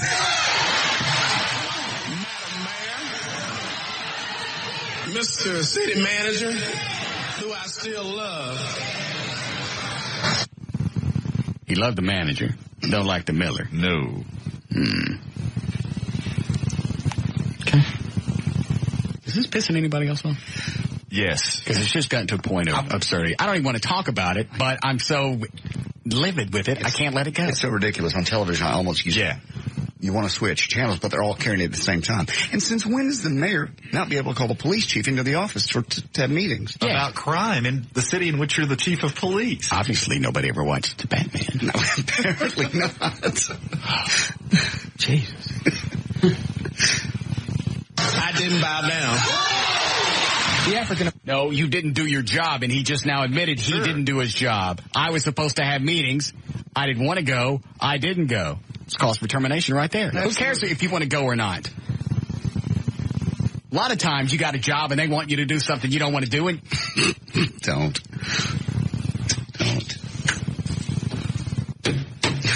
Well, you get the idea. You're walking yourself into a corner. That was the idea. Well, he needs to go. I understand. Say yes, break. All right. We'll be back.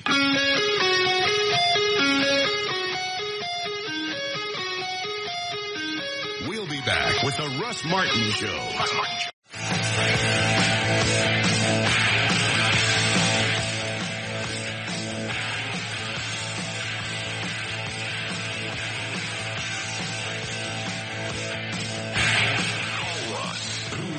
Impervious to all that surrounds him. Now, 214-787-1053. The difference is, I got stellar ratings, so I ain't got to go meet with anybody that I don't want to. If my ratings suck, then I'd go to meetings. Tyrell's quote-unquote ratings were sucking, so that's why he had to go sit with the mayor. I agree. And he just admitted right there in front of an audience that he didn't want to go, he didn't go, he was asked by the city attorney to go. Mm-hmm. That's insubordination. You're out. Well, and if you think that statement by him on television will not be used against him at his trial, you're sadly mistaken. Right. And so is he. That's the thing. He's killing his case. And would he tolerate that with his rank and file? Of course not. I don't want to go meet with Chief Bolton because it's just a bow down, kiss ass session. I don't want to go. That'd been the first officer out. Mm-hmm. Sorry, I'd like to come meet with you, but it's demeaning. Yes. And you made a good point off here during the break there, Everett, that if this is his level of judgment, honestly, he's showing the judgment by doing this preaching at Sunday, and as you said, hurting his own case. Well, yeah. I mean, is this the sort of person that you want as your chief of police? What did he do in church? What? What did he do in church? He admitted that he didn't do his job. Oh, is that what you're talking about? Well, just the fact that he would go on the air and put himself out there in such a way as to potentially hurt his case, and I think in the view of a lot of people, hurt his credibility, shows a lack of judgment on his part. Yeah. And you don't want to have somebody that has poor judgment as your chief of police. No. Okay. I'm with you on that. Where's Trey? Snowman. Yes. Did you get a hold of the Grand Imperial Wizard, City Hall? I got a hold of her assistant, and they're going to try to get her to call in. Were they pissy? No, very nice. Said they'd love to make nice with you. Oh, they would. Why'd you call City Hall? Why don't you still have her cell? Yeah, I do have her cell. I'll give it a call and try. That's a good boy. Why didn't he call her cell to begin with? Don't know. Why do you call her cell to begin with? Because after everything that's happened, I just figured I'd call her assistant first. Why? If she's mad, she's mad. She's not going to get unmad or more madder if we call her on her cell. Call her cell. I'll call her cell. Care if she's mad or not. If she'd come up and let me smell her during the summer, I could see if I was wrong. Quit it. I might be wrong. Quit it. Wrong about what? I forget. The song he sung to the mayor. Let it go. Let it go. Oh, we got to do news here. All right. And I don't understand. I don't want to talk about this anymore because that's all we talked about during the break. Yeah. And I don't know if it's really that big of a story. It's just it's gotten to an absurd level. It's the lead of every newscast on every channel. Well, he, as you say, he called the mayor a wizard. Yes, very, very well said. It's the way I would have danced around it. But I'm not held to the level you would hold the chief of police, police officer, because he's still a police officer. Yes. And you call the mayor of the city of Dallas a wizard? A wizard. I heard it. That's out there. It's, you know exactly what he was trying to say. Sure. The wizard. I'd like to hear that quote again. Mm-hmm. Is it this one? Yes.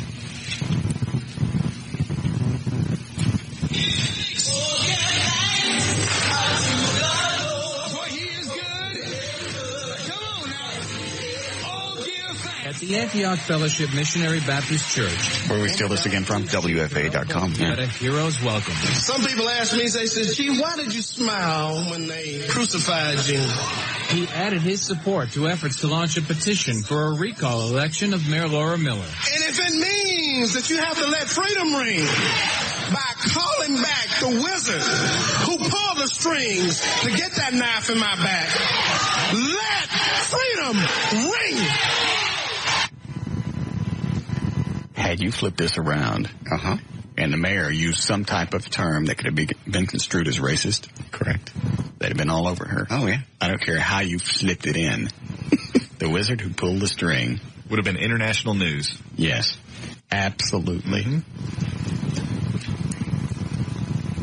I don't want to talk about this anymore. Okay. Take this, then we'll do news. When we do news last? About an hour ago. Okay. Go ahead, Mark. Mr. Russ, may I ask Everett a question? Sure. Everett, why haven't you mentioned once that this is a right-to-work state? Well, nobody's asked, for one thing, and for another, if he has a contract, that could implicate whether or not he could be fired for no reason. I hope you're not too pissed off. You sound pretty upset. Do you put riders in a contract that would say, yeah, you can't be fired? I'm sorry, say that again? Could you put a rider or something in the contract? You can put whatever you wanted in there, but we don't know what his contract said, even if he has one. What's your question? Can't the contract be viewed if it's... What contract? The contract with... Does Terrell Bolton have a contract? I don't think he does. Well, then why are you wasting the time with this question? Well, if it's a right-to-work state... Well, why don't you go back to work?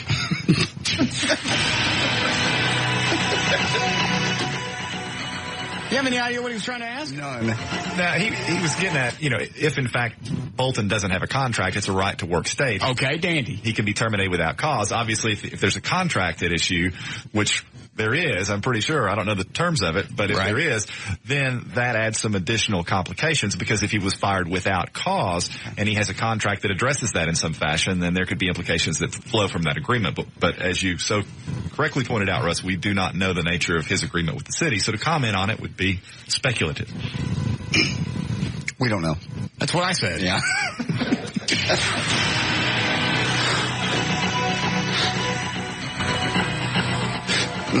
Like Fred Sanford.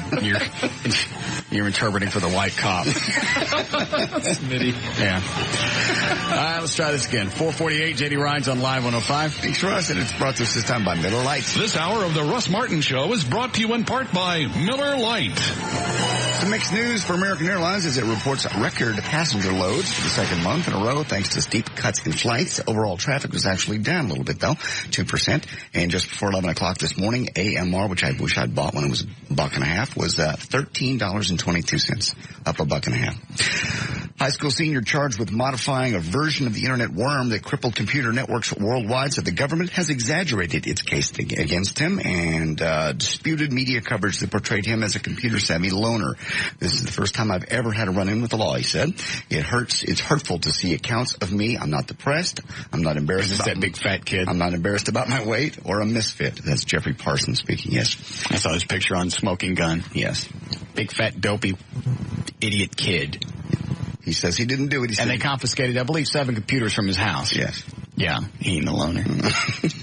His parents were on the NBC Today show. Parsons agreed only to an off-camera interview with the producer. He expressed concern the government was going to make an example of him. I hope they beat his ass. I hope he never goes to court. I hope somebody drags him outside and beats his ass with a motherboard.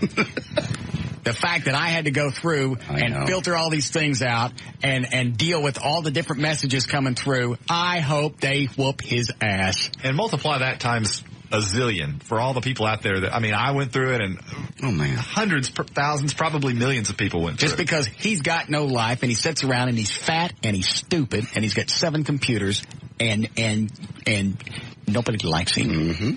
If convicted, he could get a maximum of 10 years in prison. And I hope they lock him up in a federal prison. Let him see what it's like to swat people out of your butt for a while. You think you like spreading viruses? Wait till you get one.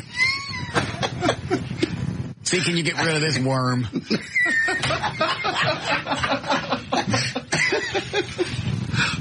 Yeah. Anyway, he said he was just amazed at what a big deal this was, and they can't believe he's got charges up against him. That's what you get for jacking around and knowing that you're going to send something out that's going to wreak havoc on the internet. Right.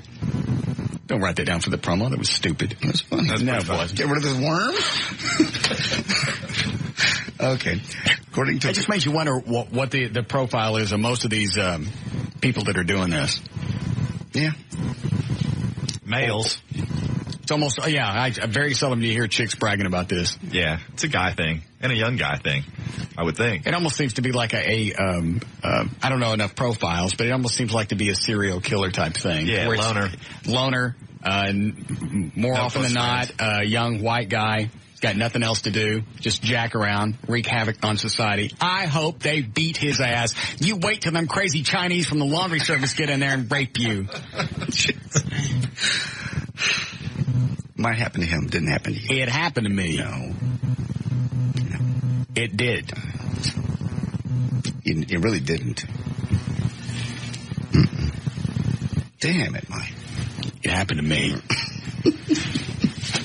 Look at my notes. I tell you exactly when it happened. My time in prison. Yeah. Long, hot, dry, rainy summer of 57. Excuse me. That wasn't that. It was dry. It was dry and rainy, too. It's 57, 3 years before you're born? Yeah, I was in an honor farm. That was in Wyoming. Forgot why I was there. I didn't like the guards there. Oh. Those are the ones with spitting our orange Julius's. Yeah. Cellmates, guards sent him to the hospital. That was the one that would throw the stewed tomatoes in the toilet so he had an abortion. Abortions, yeah. And it's the one with tore, and the guy would crap on my head. C block, Louisiana State Pen. Where was it your cellie would actually ice skate in his own semen? That was, hang on a second. A chance somebody had a crap on my leg. Turf builder. Here it is. Yes. Prison. I was in C block, Louisiana State Pen in Angola. Christmas Eve of 1972. Nixon that year had beat McGovern. This is part of my prison diary. Nixon had beat McGovern in the presidential race to celebrate the Chinese who worked in the prison laundry raped me. Mm-hmm. That was when one of them left a sock in my anus. That became my name. Ass sock of C block. Bad name. My cellmate would wait until I was asleep and play bus stop. He'd make car noises, run around the room, and fart in my face every few minutes. Prison's a bad place. He would also let his balls hang out of his shorts so I could see his cyst. Didn't he pop it sometimes? On the legal holidays. Legal holiday. Yes.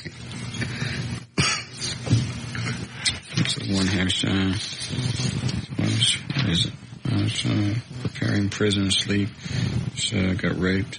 Sold for bubble wrap. I can't find it. Sold for bubble wrap. I can't find it. I understand. Go ahead. According to a couple of shrinks from the University of Missouri and St. Louis University, men and women think they are less attractive than they really are, at least in the eyes of the opposite sex. Details on the study are slim. Women don't. Depends on the chick. Yeah. Most women, for whatever reason, especially the ugly ones, think they're better looking than they are. Look at the ones that come up here trying to prove a point. That's true. Wearing those Rockies that come up right underneath their breasts so they can cover up their hips. Maybe he won't notice if I pull the waist all the way up underneath my breast, and he'll think I'm all hips. Well, a lot of the hot ones don't really know that they're as hot as they are. Yeah, they're the insecure ones. Yeah. The ones that are horses are, look at me. I think a lot of really, really hot chicks think, oh, guys just scam all chicks all the time. I'm no different. When really they are. Okay. Well, you see my point. No. Well, if you're getting scammed all the time and you think everybody else is, you don't think that you're in any way superior, when in fact you are, because that's why you're getting scammed all the time. Hence the insecurity. Never mind. The men, they say men always knock themselves for not having a muscular enough physique, while women tend to think they are too fat. But in reality, according to the study, members of the opposite sex don't notice and don't care about your perceived flaws. Good. Okay.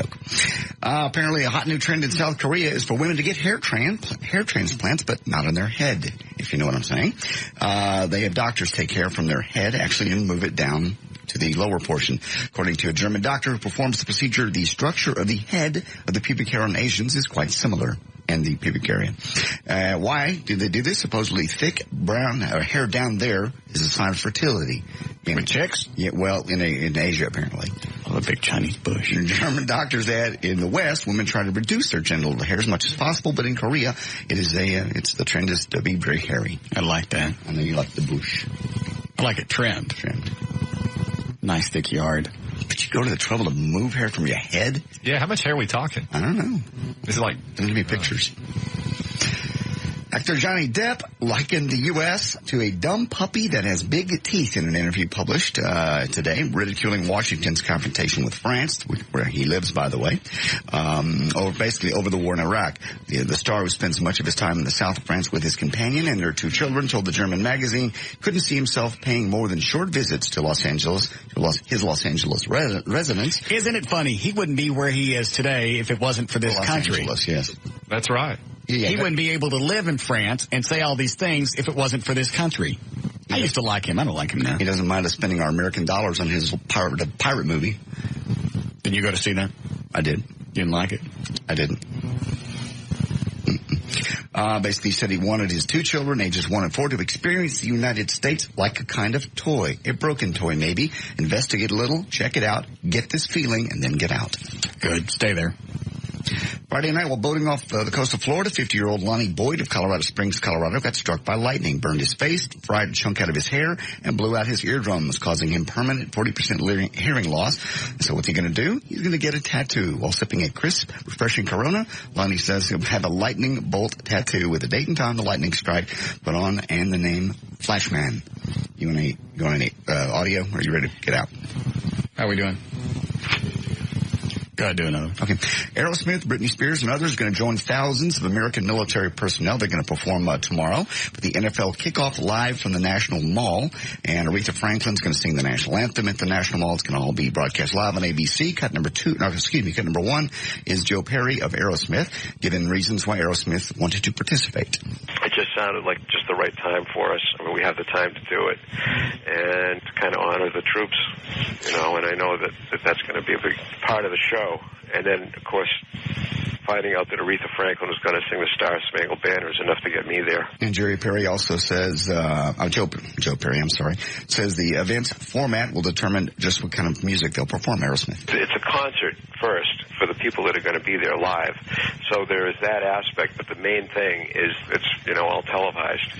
And with football, everything's kind of timed out. So you kind of have to massage the set to kind of fit it. It's like when you play the halftime at the Super Bowl, you have, 8 minutes to play. Shut up. That'll be leading up to the season opener between the Washington Redskins. What was he saying? And the New York Jets. What was he trying to tell me? Basically, they can't do their whole show. They're going to do a couple of tunes. That's all. You have to massage the set. Wow. All right, guys. Anyway, that's coming up tomorrow on ABC. It's the NFL kickoff live from the National Mall. There's news and information. I'm J.D. Ryan, live 105.3, The Talk that Rocks Texas. We'll be back with the Russ Martin Show.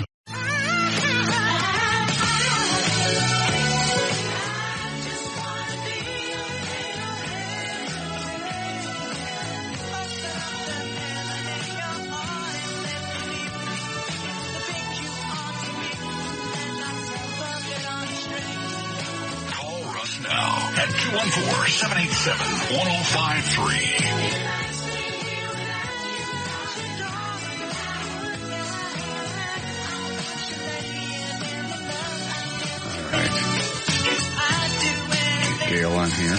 Hi, Gail. Hi. What do you got? I got Tylock Eye and Laser, Just Brakes, and Southern Comfort. All right. Your out cue is Between Friends. It's not LASIK, it's Intra-LASIK. Come and discover the Tylock Advantage this Tuesday evening at our free Intra-LASIK seminar at the Tylock Eye Care and Laser Center. Call 972-258-6400 to attend. Brakes grinding? Call Just Brakes and ask about their four-wheel friction reline for as little as $99.88. Just Brakes. Just stop and think about it. Southern Comfort. For nights the stars align, the dots connect, and it all comes together. Southern Comfort. Between Friends. On westbound I-30 East Sarl Thornton before I-35 in the downtown Dallas Mixmaster, there's a bus that broke down. It's sitting in the left lane. You got several stalled cars along southbound 35. One of them is Simmons at 635. Southbound 35 at Wheatland. Also southbound at Overton. All those are on the right shoulder. In Louisville on northbound 35 Simmons before the bridge, you've got an accident that's affecting part of the left lane. And in Carrollton, the service road shut down. Northbound 35 at Frankfort. That wreck involves an overturned car and traffic slow from the George Bush Turnpike. This also brought to you by Levitra. It's new, it's a new choice, and it's here now. New Levitra Vardenafil. Ask your doctor about new Levitra today. I'm Gail Lightfoot on Live 105.3, The Talk that Rocks Texas. Thank you, Gail. All right, 69 for the low tonight, and sunny and 90 tomorrow. We're at 83 degrees currently. Live 105.3, The Talk that Rocks Texas. The 5 o'clock news just came on all the local TV stations. And you're right. Every lead story was Bolton and the stuff going on downtown. What's they going to do here? Oh, yeah. Yes, Josh? Yeah. Hey, Russ. Yes. I'm calling from prison, and you have never been to prison. Yes, I have. You have not. What are you in prison for? I've called you before. I'm the puffy coat bandit, the bank robber. I forget the story. Tell me again. I robbed a few banks, and I was wearing a big old black puffy coat. Okay. How'd you get caught? They were doing a drug bust at a hotel area. Yeah? And they just thought I fit the description of another drug case they were looking for. They picked me up. Well, how did they associate the two? The bank robbery and the drug? Did you fess up to it?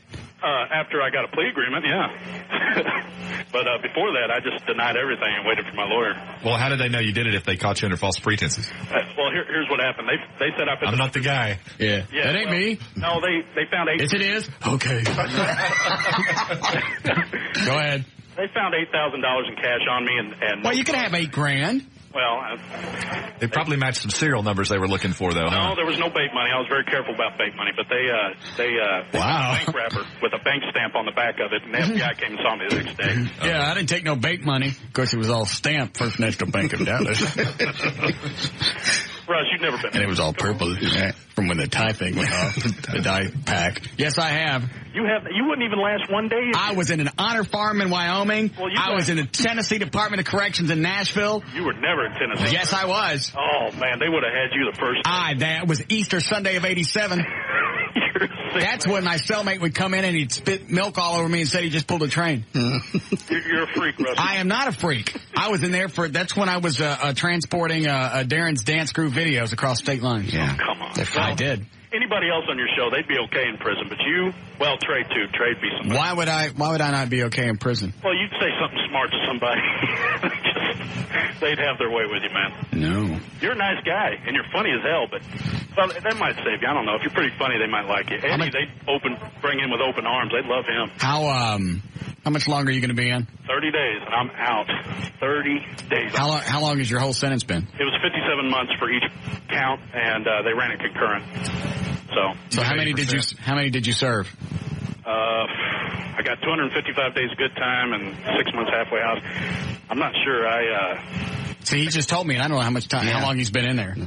How many actual days have you been there? Oh, crap. Or how many years? 1 year? No, I was sentenced. I was arrested January 18th, 2000. Okay. Until now. All right, so about 3 years. 3.5 years. Yeah. Are you in Seagoville? Yeah, I'm in Seagoville now. I started off in Beaumont Medium. What's it like in Seagoville? I've never been down there.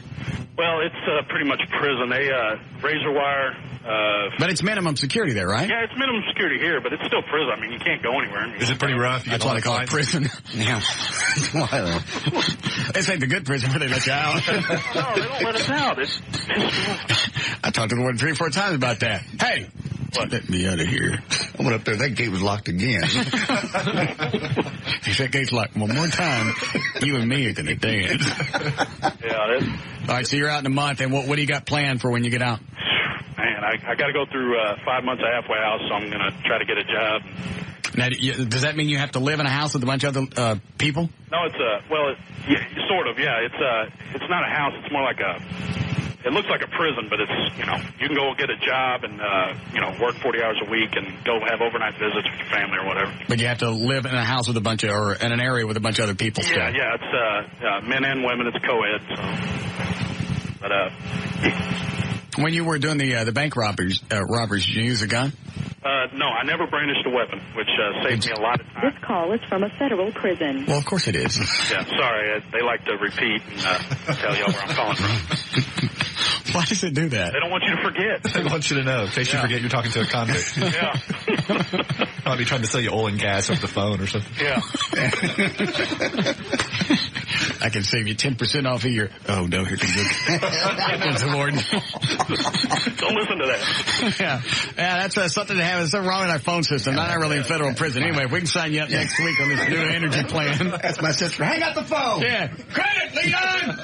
I'm sorry. She does it all the time. She thinks it's funny. We ain't really in federal prison. Oh, I gotta go. Here comes a screw. All right. Well, we'll look forward to when you get out. We'll possibly we'll all get together. Oh, well, that'd be great. Celebrate your new freedom, because you won't be going back, will you? Oh, hell no. I'm done. That was the stupidest thing I've ever done. How old are you now? I'm 24. Oh, still a young guy. Yeah. What kind of job you think you'll be getting? Oh, I'll be flipping burgers or driving truck. Okay. Something menial like that. As long as you've been rehabilitated. Oh, yeah, I'm rehabilitated. No more banks for me. All right. Because those doors is going to swing wide and let you out of there. Yeah. They don't want you coming back. Nope. Never. Recidivism. No. Don't want you back in stir. All right. Yeah. All right. All right, Russ. You've never been to prison. Yes, I have. No, you haven't. Yes, the hell I have. When the guards come down the hall. Are you still there? Yeah. And they tell you to grab wall. You grab you a bunch of wall and you stand there and you call them boss and you don't ever say nothing. I don't care how many times you get slick legged. You ever get slick legged? Yeah. Did you get slick legged? Yeah, it's horrible. Who did it to you? We have to stand butt naked around the fence for hours at a time while they search us. That ain't what slick legging is. Oh, well. That's when another convict has sex with you instead of sticking it in your tutor. They do it in your legs and they pretend that you're tutor. Mm-hmm. That's being slick legged. I don't really want to talk about it. Why do you have to stand around naked? Yeah, well, how come you got to stand around naked? They make us. Because they went to shopping? Entertain people on the freeway? Yeah. Hey, they're fixing to cut me off the phone, so. What does it sound like when they cut you off? It clicks off, that's it. Oh. Talk to you later. All right. All right, bye. Callers from a federal prison. Mm-hmm. Well, why they really do that? Strip them down? No, the federal prison thing on the phone. I don't know, just maybe you hand the phones off to somebody else and it's part of some elaborate scam and suddenly you're buying timeshares and...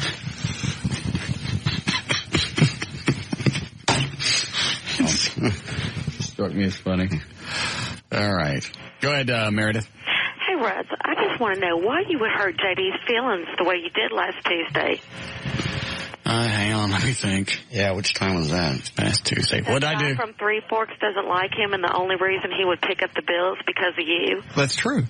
I could hear the hurt in JD's voice. No, you couldn't. It was not nice. No, you couldn't. I thought he was one of your best friends. He is, and that's why I wanted to make sure he was taken care of just like I'm taken care of when I go. You could say you really didn't mean it, but you did. I do mean it. Why would I lie to my friends? If I can't be honest with my friends, then they're not a friend. And we're not as close as I thought we were. And to ruin his weekend like I didn't do anything to his weekend. I left him alone. But his mind... I can't control his mind. I'm sorry, I can't control of any choices he makes. Any choice he makes is through his own intellect. Thanks for being on my side, though. Man has enough problems as it is. Jeez, thanks. You're not helping much. I mean, she's give right him a there. break. He's got a girlfriend with a gun. That he gave her the gun. So it's his girlfriend. JD, if you would have given me a gun for my birthday, I would have shot you. I love you, honey, but you don't give a girl a gun for a birthday. I thought I was being very thoughtful. Well, you can say that all you want. Even Joy didn't want it. I realize that now. Certainly not after her birthday. And especially if she's mad at you. Well, she wasn't mad at me at dinner. She was more mad at Russ. She wasn't mad at me. She was mad at you for I'm not the one. there. I'm not the one that gave her a gun at a restaurant. But shame on you, Russ. You should know JD, and you need to be a little bit more gentler on him. He's got problems. Yeah. What are my problems? Quit it. You're not helping my self-esteem here. Uh-oh, it's out. Well, I'm sorry, JD. It's just, you've had some weird sexual problems and some things going on lately that I kind of question. Weird. She is right. Ain't nothing weird. Everything you do sexual, for some reason, I don't know where it happened, but along the line, just normal sex, top, bottom, whatever, wasn't enough for you to where you got to hang out special swings in your garage to have sex. What's wrong with you? Something is wrong with somebody that has to hang up a chair for sex. Why is it just the normal pleasure that God gives us of having sex? Why isn't that enough? Why is it you have to throw in furniture? It's just adventure. It's fun. It's sex. It's sex in itself. Sometimes it gets should be boring. plenty. It doesn't get boring. Are you saying Joy is boring in bed? Never been with the Are same you woman for a saying year. Joy is boring It's in just bed? fun. No, but so you're tired of Joy. No, I never say that. I believe that's what you just said. Isn't that what he just said, You Counselor? wouldn't know. That's what I got out of That's it. what Never you been with the said. same person for more than a year. I've been turn with this chicks for around. 5 or 6 years at a time. And I'm sure sex life then was boring. No, it wasn't. It was fabulous because I loved them, and sex in itself was plenty. Yeah, when you're in a committed monogamous relationship, there's nothing. Don't help me, Everett. Why don't you ask Eddie if sex is boring in his life? I'm not going to bother. He's been with his wife for many years. Sure, it's wonderful. Is it wonderful, Eddie? Absolutely. See? You know why? What? Because he loves her. I love And he loves her so much that he asked her to marry him. I love Joy Why too. don't you ask her to marry Why you? don't you stay out of my business? I don't think I have to. I think you do. I don't. It's my personal life. It's not. It is. It certainly is my personal life. It is not. That's the problem. It is not. We go to have a personal dinner and you decide you make it a bit. First of all, thank you for calling, sweetie. Thank you. All right, bye-bye. Thank you, sort of. First of all, you don't own that restaurant. I go all there. That would be like me driving over to the mid-cities and going where you go. If I knew. And they get pissed off at you because you're at one of your own hangouts. That's my hangout. I don't want you there anymore. If I knew, you I are won't now go back. there. I don't want you there, and they don't Rick like you. does like me. He doesn't like you. you. He has sent me thank you notes that you didn't ask him to. He gave me that beautiful little coin with my name on the back of it. It says Three Forks. Because he doesn't see you there again. No, you was don't a give party people gift. gifts. It's called a memento. You know why? Because they don't want you back. They do. They do. Rick's great. And you knew I was coming, so you could have set us at different tables. First of all, I have no control over where people sit at that restaurant. You do. The hell you do. Are you calling me a liar? Yes. I'm saying you set that up so you could stare at us and send over a box of wine and ruin my evening. Yes. I'm still lost as to how your evening was ruined. Because he's an F up and he's trying to blame somebody else. You turn this into a great big soap opera. I did not. You have. Excuse me, if you hadn't shown up there, this wouldn't, none of this would be on the air. Yes, days of our big-headed lives. No. As the head turns. Go ahead, run through the rest of them. I don't know. I can't think anymore. I don't watch them. Heads of tomorrow. Yeah, the young and the headless. The big and the headless. Jeez. What else do they have on the PV? Wait a minute. Sure, there's one more we can screw up. Let me turn the mics off. Somebody has to hear this process.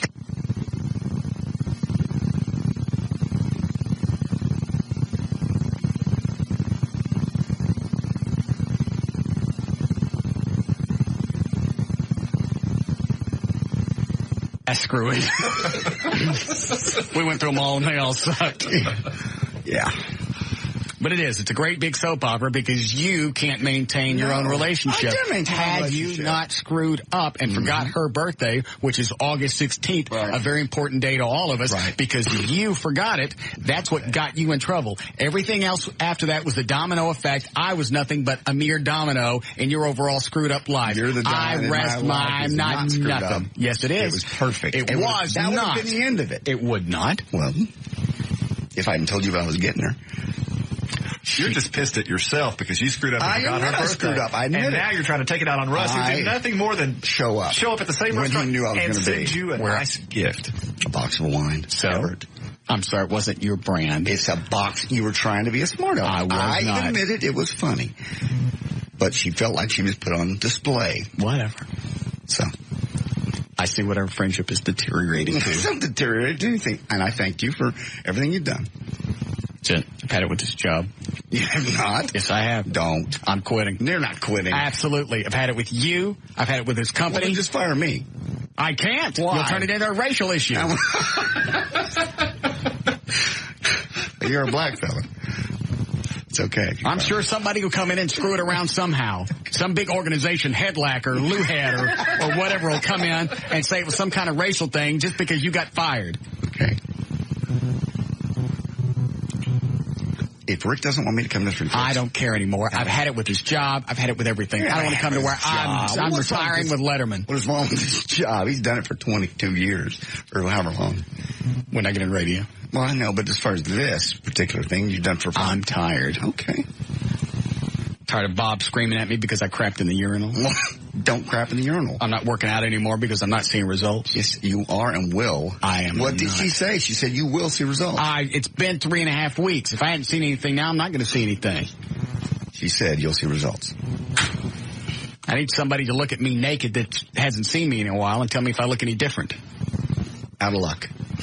Don't look at me naked. I'm not looking at you naked. Why? I'm not. Because I don't want to see you naked. I just don't. It's not a bow down thing. I'm not the wizard. Look at me naked. I'm not coming to that meeting.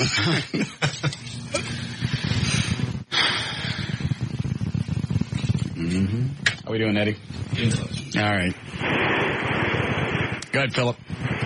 Yeah, hey, listen, JD turned that dinner into a bit whenever he took that tape recorder with him. That's right. I forgot about that. Thank you, Philip. You're the one that turned it into a bet. Otherwise, we would have never heard any of it. What the hell was I thinking? Sorry.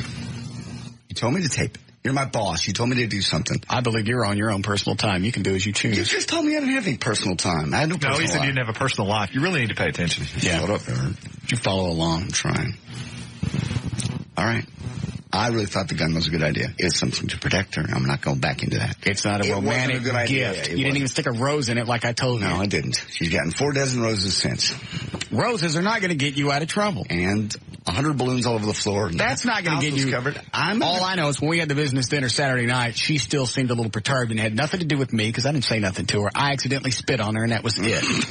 You spit on my date. It was an accident. And then asked her to spit on him for cash. I was horny. I know. Do it to your own date. I didn't have a date that night. I know. Well, it was accidental, right? Yeah. I suppose. When I spit on her? Yeah. Yeah. You just bitch about anything, won't you, JD? He spit on her. It was an accident. And she shows up with her yams hanging out. Why is it, you guys? Why is it? Is that the only time she gets to air those out? No. Every time I see you guys and we go out, they're always hanging out. I think it's so they can swing at a moment's notice. They're not hanging out. I think it is. I think Everett's right. I think you guys are constantly advertising. No, we're not. And possibly out. Excuse me, that's a nice formal dress. It wasn't something you see. Why is it all her dresses have to expose her breasts? They are very lovely. She's got a great body. Why not show it off? They don't show them off. It wasn't even questionable. Yes, it was. Believe me, I know class. As you raise your leg and fart. I know Okay. I know class, and those dresses aren't classy. Yes, they are. They are not. They're very nice. And anytime you walk around with your cans hanging out, you are obviously doing it to incite sexual interest. No, you're not. Yes, you are. Why else would you expose your breasts? Then maybe sexual interest toward me, just for me. Why can't you look at them at home? I can. Well, then don't be offended if other people want to look at them. I think women don't. I never said anything about it. I said don't make comments about it. Like, don't have them out. Hey, they weren't out. Yes, they were. They were in a dress. They were not out. So why is it if you have a nice car, I can comment about that, but not your date's yams? Because one is personal, one is not. Well, they're both exposed. Well, it would bother you her. Brought it. Well, then stop dressing like that. She can dress hot if she wants to. Well, then don't be pissed off if I want to look at them. You can look, just don't comment. I have to. It's like the guys downtown that almost beat me up that time. Look all you want, just don't comment.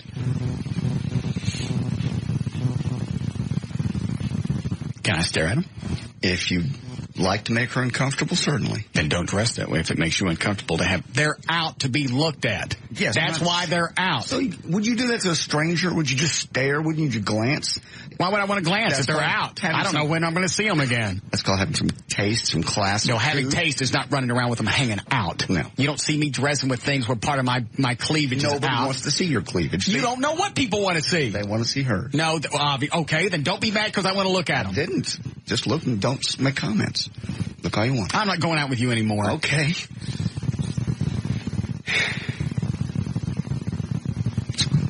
I'm in a bad mood now. Yeah, I can tell. I can't. What did I do? You were going to quit the job and fire me, and you're just a ball of anger today. I am not. You are. I was happy up until you said something. What did I say? Who knows? Yeah, it's been downhill since you started this conversation. I didn't do I need somebody to look at me naked. Oh, God. Hey. Get somebody up here to look at me naked. Oh, God, for a second. And not Steven. Okay. Call Bruce over at Amazing Superstore. See if Katana's over there. She's seen me naked. In the studio. I understand. She'll know. She'll be able to tell if there's been any change. Mm-hmm. Most likely. Yeah, it's a good idea. I thought you were going to ask Trey for a minute. Ask him what? To look at you. Why? Because you wanted somebody to look at you naked. Oh, I'm not gay. Well, I know you're not. So why would I ask him that? Well, you asked JD and you're not gay. So? It's a different story. JD's for punishment. Oh, thanks for clearing that up. Everett. Anytime. Rocket skates, time for him, isn't it? Oh, that's right. You have the rocket skates today. I have so many different things going on, I can't keep track. Multitasking. The rocket skates ready? Yes, sir. Okay. That's what you get for dogpiling me, Everett. Yeah. Yeah, Everett. Try to help you out. I don't need any help. I got this handled. Okay. I don't know if you know this or not, but you're not here every day and the ratings are still high. Yes, okay, then I think I got it handled. I'm sure you don't see me kick open the court doors when you're in there and just come in and go, Schmola. You're right. Thank you. All right, go get the boots, the rocket, whatever the hell they are, and see if they'll fit on his boats. You're right. He isn't a bad guy. Some days you guys are just things. What did I do? I don't know. I just quit it. Okay, I'll quit. It seems why Letterman wants to retire. How do you retire from an hour-a-day job with writers? And the only reason I say it's an hour a day, because he's got an entire staff that writes everything that he does. Mm-hmm. All the questions, the monologue, everything is written for him.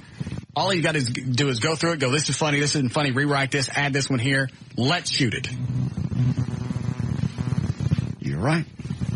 Here's your $12 million or whatever he gets a year here. Mm-hmm.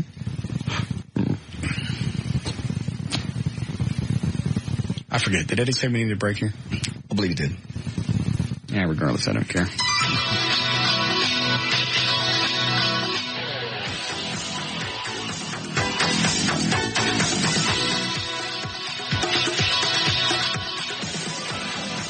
We'll be back with the Russ Martin Show.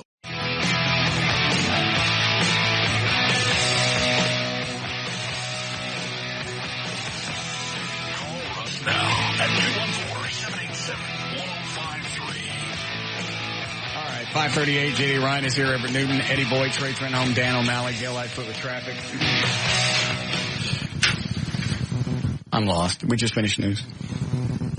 No. Did we? I think so. I don't have a clue. We got in that big argument. 450. Okay, we'll do it in a few minutes then. Hi, David.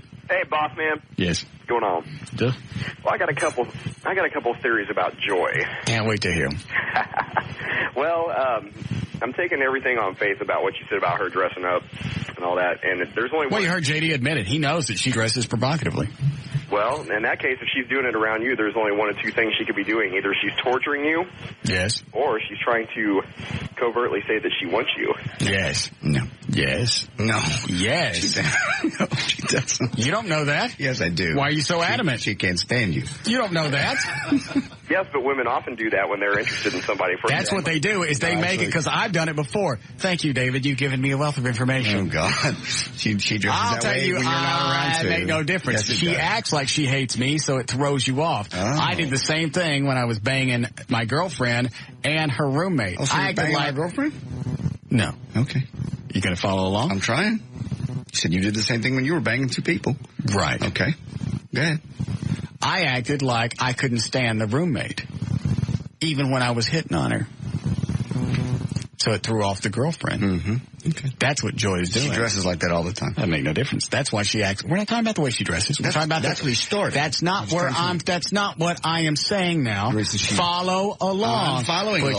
Put your fingers to your temples. It'll help you focus. Need to do Go that. like this. Put your finger. There you go. Okay. I am now talking about the fact that she says she can't stand me. Well, he brought up two things. Well, I'm not talking about the two things he's talking about. I'm talking about the one thing I'm talking about. Temples to the forehead. Put them back. I never knew you had that kind of reach. Yeah, very good. I get it, Everett. Nobody can see your hands. Shut up.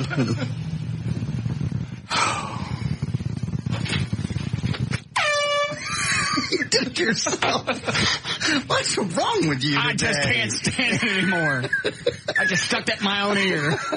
You're out of your mind.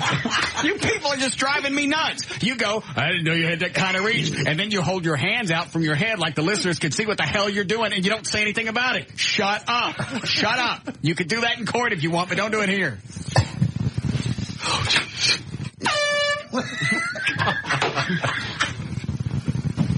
That's the funniest thing I've ever seen. No, hitting yourself in the head. That was the funniest thing. That was funnier, yeah. I'm making the rounds today. God, that hurts.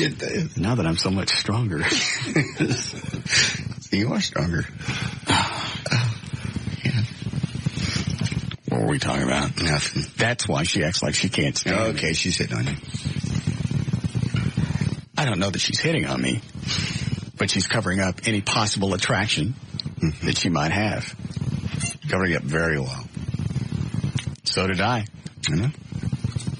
When I used it, chick didn't find out for 15 years. The only reason she found out because I talked about it on the air. Told her, you know.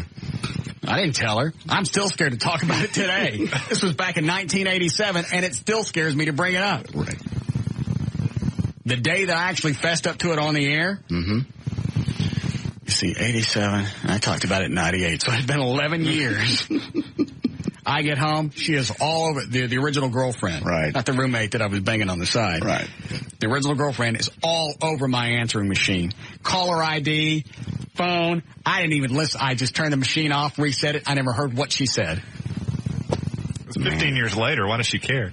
Because I denied it. I denied it for years. Ever. When was the last time you talked to her? In person? Yeah, or just at all, prior to you mentioning it on the air.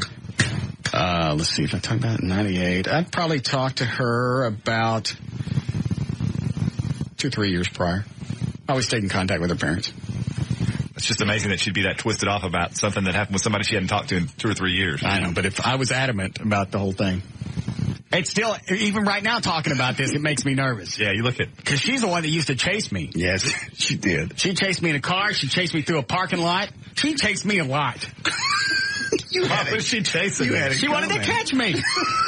What was she going to do with you? I don't know. She never caught me. It was so funny. She used to chase you? Yes. I mean, this goes all the way back to like 1982. JD's working overnight at the radio station that we both work at. And we take, one of the guys and me take the station van out. Already told you the story? No. All right. It's like 2 or 3 o'clock in the morning. Okay, we just take out the station van and we're just killing time. We're not doing anything. Then JD calls us on the two-way because he's on the air. We're in the van. Right. Excuse me. He goes, hey, Diane's up here looking for you. She's now at the front gate. You know those big roll-down chain link things like you have in the mall when they close a store? Oh, yeah. That's what we have in the front, and it keeps people from coming in the lobby. Right. Because they're inside a building. Because it's like in a bank building. She's up there at the front. Okay, so she can't get in. Right. But you can see the receptionist desk and everything. And sitting on top of the receptionist desk is the two-way receiver where you can hear everything that's going on. I see. All right. Hey, Russ, Diane's up here looking for you. Tell a bitch you don't know where I am. She can hear you, Russ.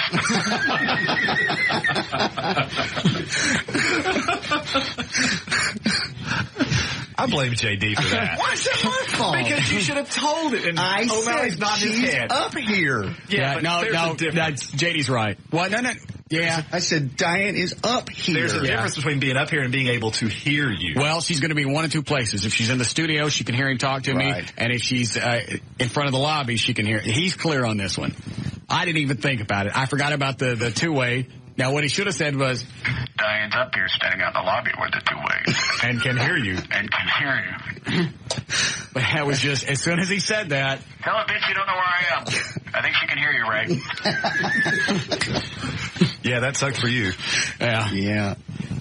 So, Paul, I didn't say anything else on the two-way. Paul and I bring the station van back. We get in his car and we get the hell out of there and we go hide at his apartment. Okay. You got two grown men hiding in an apartment. She knows where he lives. She comes over there. She's beating on the door. He and I are hiding in the dark because we're afraid she's going to get in.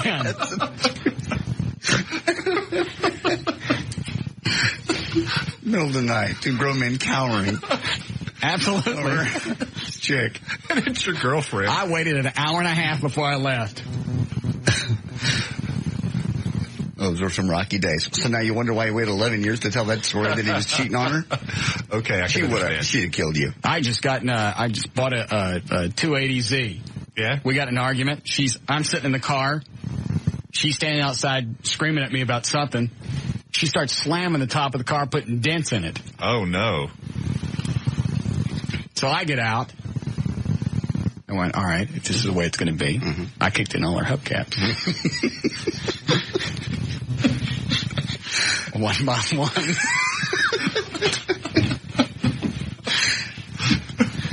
Hard to believe you don't have a girlfriend. This was 1986. It was a Ford Fairmont. Who cares? Yeah. I think they come with dented hubcaps. So you see how he feels justified for sleeping with her best friend. Well, it was even better because now I'm banging her best friend. This makes me ooky to talk about this. Doesn't make any difference. It's out now. Yeah. So I'm banging her best friend. I don't think I ever told you this. So I find out from her best friend that I'm banging. Mm-hmm. That Diane's been spying on my apartment to see if I'm cheating. No. I just pissed off.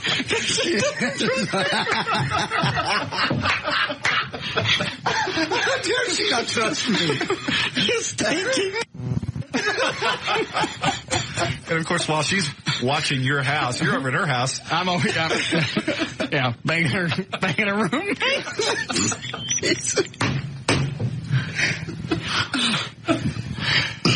I miss the 80s. Yeah.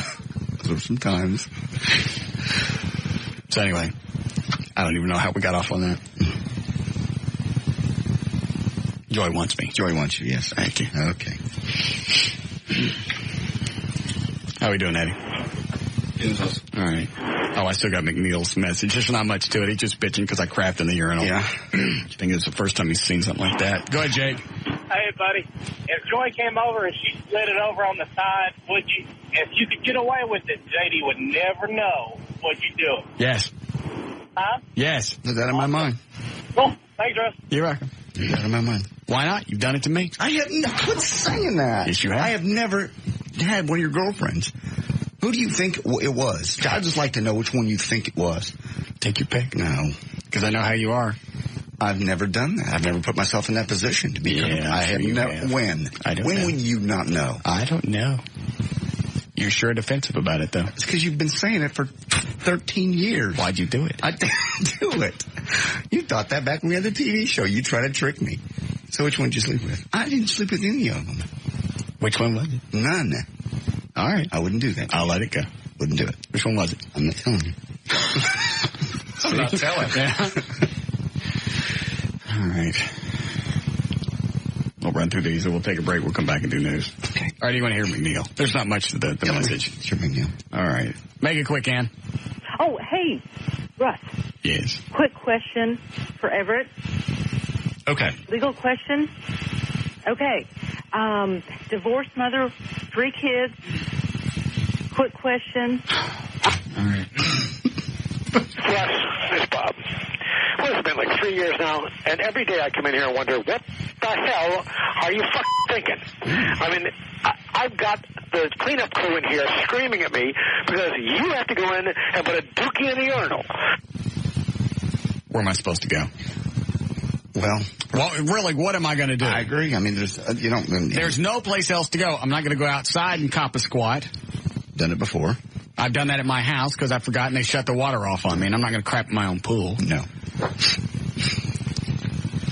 Where am I going to go? Am I going to go hang my ass in the dumpster out back? I don't know. You got a good point. There ought to be plungers in there, but if there were, would you want to clean up somebody else's? No, it's not a matter of me cleaning up somebody else's. You clog it up, you clean it up. I think they flush and just walk away, and they don't even realize it didn't flush. I always know when I flush. Yeah, I do too. But plus, even if you put plungers out, nobody would use them. They'd just be stolen after a couple of weeks, and we'd be right back where we are. Mm-hmm. What are you? You are so full of crap. I can't believe. What an idiot! You got. Why am I an idiot that I had to go to the bathroom and nobody can flush? Am I the idiot because I know how to flush? No. I told you, even animals cover up their own grunt. It's true. Do we need to bring some cats up here to show people how to cover up their own crap? I don't believe so. You know what? Then get me a great big sandbox and put it in the bathroom. I'll crap in that and I'll cover it up. Then Trey can go in there with a little scoop and get it out. It's pretty disgusting. I like that. That's what I'm going to start doing. I'm going to crap in a cat box. Please don't. Absolutely. Don't. Build me one, Eddie. Okay. Just get some regular sand from Home Depot. I'll just start crapping in that. That way they don't have to worry about me going in the urinal. You normally don't go when you're up here anyway. Well, sometimes I got it. And now that I'm eating more, I'm going potty more. I got you. It'd be kind of fun anyway. Crap in a box? Yeah. Why? Cover it up. You know the tray's got to go in there and scoop it out. That is fun. Very primal, too. Yeah. Kind of like marking your own territory. Well, why is it animals can cover their stuff up and we have people up here that can't kick a handle and flush? Bastards. People upset. They're screaming at me. And what kind of? You think it's really going to help anything? Do you think the people that are digging your dookie out of the urinal are the same people that are not flushing the toilet? What the hell do you think you've accomplished besides pissing me off, pissing off the cleaning crew, and half the building? I may have to let him go. Yeah. Awfully insubordinate. Yeah. Talking to me like that. Trey's instant messaged me. He said that goes beyond his job description. Oh, it does. Oh, it does. It says here. Really? Well, you know what? He may very well be right. Okay. Let me check one moment if you don't mind. Sure.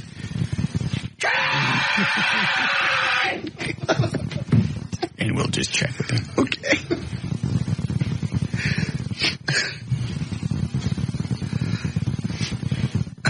Was he? I'm a little dizzy. Go get me your contract and we'll go through it and we'll see if that's beyond your job description. I don't have a contract. Then get the hell out of here. And I go get a scoop. A big one.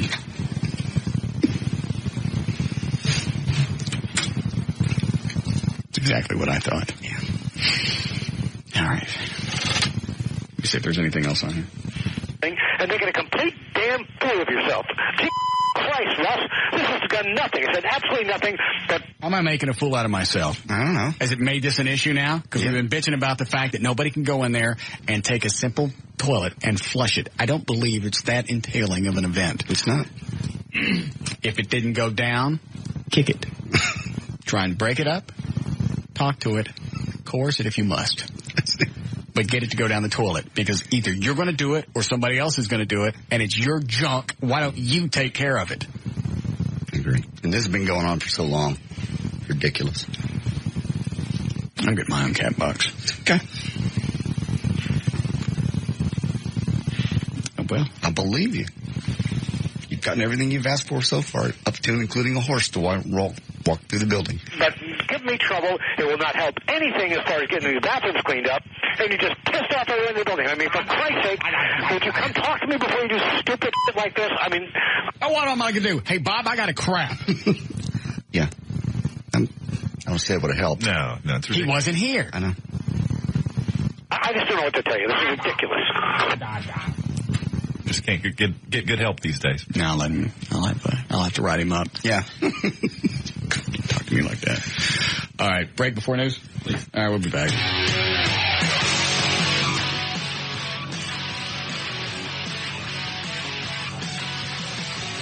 We'll be back with the Russ Martin Show.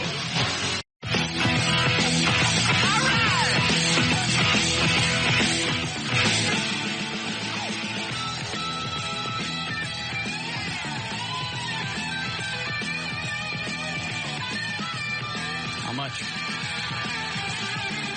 Well, I have some extra money to spend since I cashed your check, by the way. Okay. 50. Because it's been a while since she's seen me. That's the only It's reason. been over a month. That's the only reason. I'm not saying. And I don't know how good of a look she got last time. Well, it's when Terry Weigel was here, we all got naked. Okay. So, but she's seen a lot of guys since then. I just don't know if she remembers. I think she'll see a difference. $50. Everett? Yeah, I'll go with JD. You've been working out consistently. I know, but Well, but you see yourself every day. I also, last week, I didn't look at myself for a week. Kept everything covered up. Get out of the shower, throw on a T-shirt. Can't see anything. And then look this past week, I didn't see any difference. I still say somebody that hasn't seen you at all and has no preconceived ideas, because whether you want to or not, I mean, it's not as though you can pass mirrors and not see your reflection. I did. I purposely avoided it. Well, still, I think she'll see a difference. Your shoulders look broader, and I'm not trying to be gay. Your shoulders look broader in that T-shirt. I don't know if it's that T-shirt specifically. I haven't really looked at you in a while, but right now I'm looking at your chest, and it looks more developed. Right up in through here above the breast. You're wigging me. I'm sorry. You asked. I didn't ask you. I'm sorry. You'll whip out the chair if you're not careful. Huh? The hanging chair. We were talking about the hanging sex chair earlier. Oh. My mistake for not catching on. Never mind. All right. Well, Katana's here. Okay.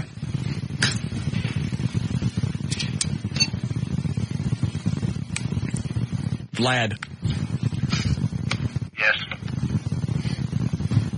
Flap in here and bring Katana with you.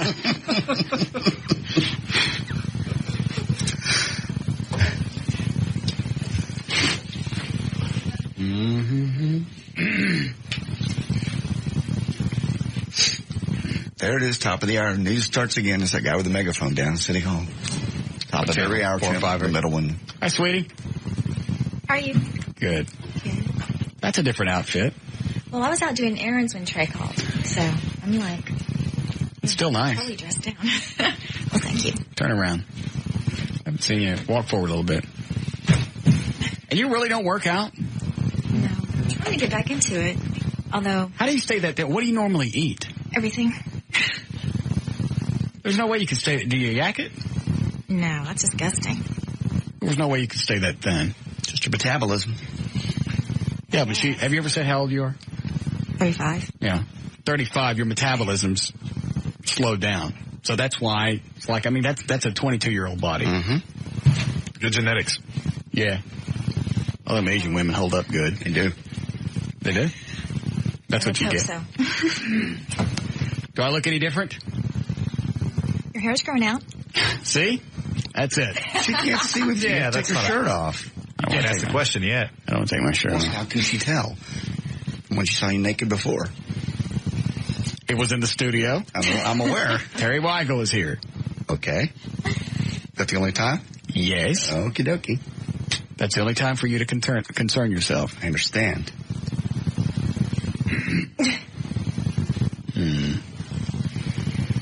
Eddie, would you close the blinds? How naked are you going to get? Can we leave? Why? Because I don't want to see you naked. I'll just turn around. Turn away. I will. Eddie, we can hear it, so you can go ahead and do it fast.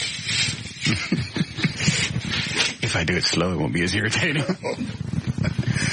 Terry Weigel, was that the one that I held the camera up and closed my eyes and took a picture and you were naked? You were supposed to be covered up? I had to look at the picture and make sure it took it, and there he was. Oh, no. I don't know, because Katana was here, too. Yeah. Yeah, you did, because we got a 3-shot. Yeah, it was a 3-shot. I remember 2 girls, and you were supposed to be covered up. Well, a couple of times I was. Yes. Then Terry spit it out. Yes. Yeah, she did. All right, everybody out. Okay. And I need an honest opinion. If you can't tell any difference, I want to know, because I'm thinking about stopping this whole thing. Lights up, lights down. So you want the total truth? Yeah, turn the lights off. Off? That's good, just like that. This won't take long, so don't go far. Right here. All right. Well, how am I supposed to see in the dark? Well, this is fine. Take my headphones off. Don't look yet. I have to pose. Oh, okay. Wait. Waiting. Right up. No, wait. Wait a minute. Underwear. Not yet. Underwear up or down?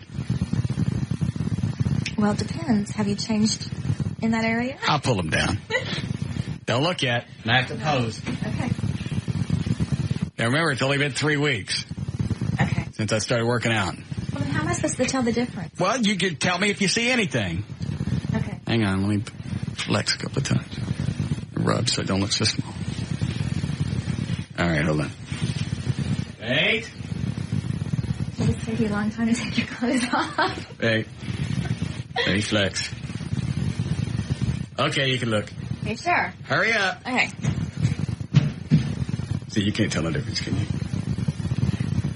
I can tell a little bit. About like that.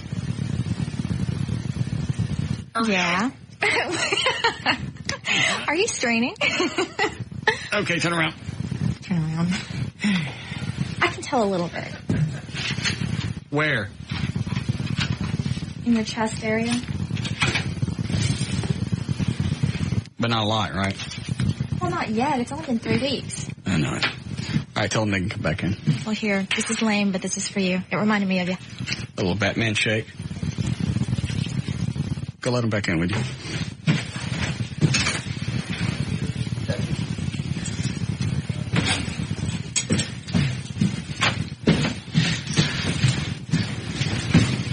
What'd she say? She said she couldn't tell the difference. Give me my money. Is that what you said? I said a little bit. See? That's the difference. Give me my money. You know. $50 a piece. Why? She said she couldn't tell. She just told me. She's lying. Crazy agent.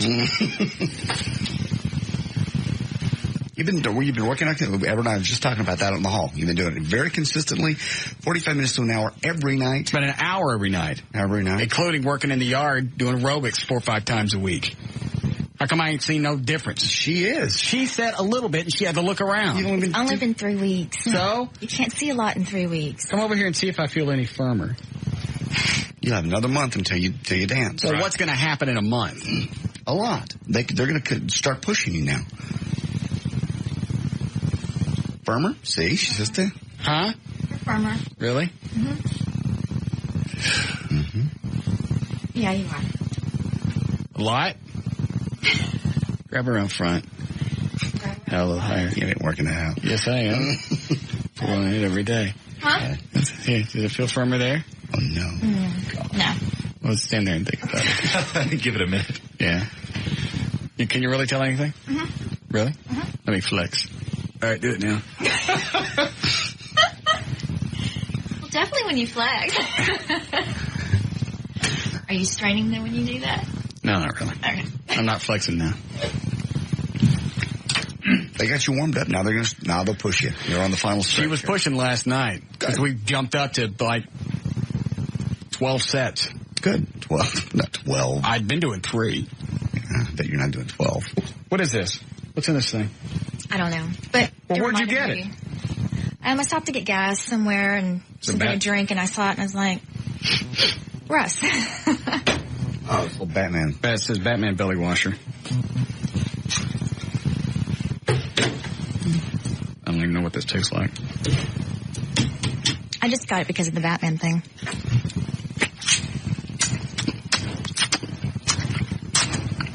Yuck. Thank you. You're welcome. All right, I'll give it another 2 weeks. 4 weeks. No. Finish the program at least. You can always decide then if you don't want to dance. Look at all this trouble, all that equipment out there. These people coming up here every day, food for you. Hey, I'm sorry. I was promised some type of results. You're getting them. You're a month away. Right. Katana said she could tell the difference. It's only been 3 weeks. Just keep at it. Do I look fat? You do not look fat. Because I've gained weight. That's muscle weight, not fat. Muscle weight. My pants are getting thick or tight. Well, it probably means that you're gaining more muscle in that area. Not around your waist. Uh-huh. Your abs are probably getting firmer. Did they feel firmer when you touched them? Mm-hmm. Okay. Excellent. Yeah, she can tell a difference. I'm getting sexed up. It's 6 o'clock. You should take your creatine.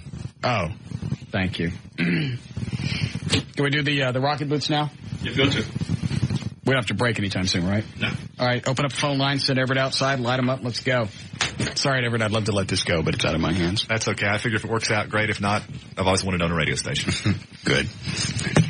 Am I going or am I staying? You can stay in here. Okay. Just hand Everett the phone. Everett, you can give us a play-by-play. All right.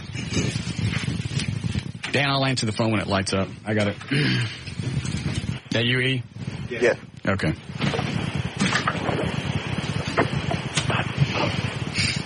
What? It's going awfully willingly.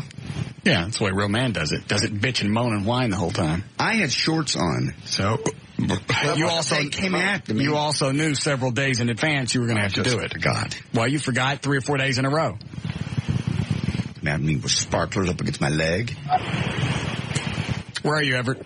I'm out in the parking lot. Okay. Sitting down, about to put on the boots. All right. Eddie's being most helpful. Eddie, can you grab that for me? When he actually lights those up, try and skate off. Okay. I didn't look at those. Are those inline or regular roller skates? Is that on the right foot? Man, He's not looking around. Are they? Mm-hmm. Hard to get on. Okay. A little bit small. Actually, it wouldn't. We put it on the wrong foot. Here. All right. Try this other one. All right. His feet look like 14s. I got both of them on. Not to me. All right. Wait a second. Anytime you guys are ready, just light them up. All right. Hang on just a second. I'm sorry. Sorry we have to do this. I forgot what he did. He went on another radio station, That's right. didn't ask. That's right. I'm on BAP. All right. Eddie's about to light him up. Okay. Here we go. Oh, my God. Oh, my God. This is so cool. Holy Oh, God. Oh, man, this is so cool. Well, it takes all the no fun. The excitement out of it. I'm fire. I'm running on rocket. It's the only one went off late. All right, I got it.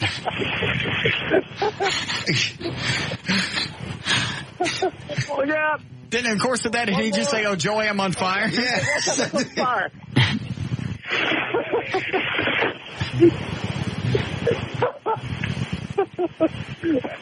Rocket skates, man. Mom. What's wrong with him?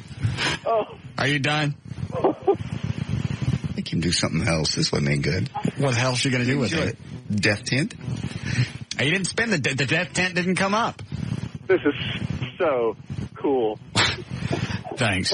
Come back in. The blue. Mm-hmm. I wanted him to get in the death tent because instead of just sticking stuff in there, we're going to stick Valerie in there with him. And I don't know how long it's been since they broke up, but however long it was, you know it wasn't going to be pleasant in the tent of death. That was going to be bad. Because then you put both of them in there and you start whacking it with bats to get things stirred up. Ah, crap. Well, how lovely. Yes. I'm on rocket skates. How cool. I'm on fire. Well, he's got on long pants and there was no danger. I suppose. Burning. All right, you ready for news? If you'd like.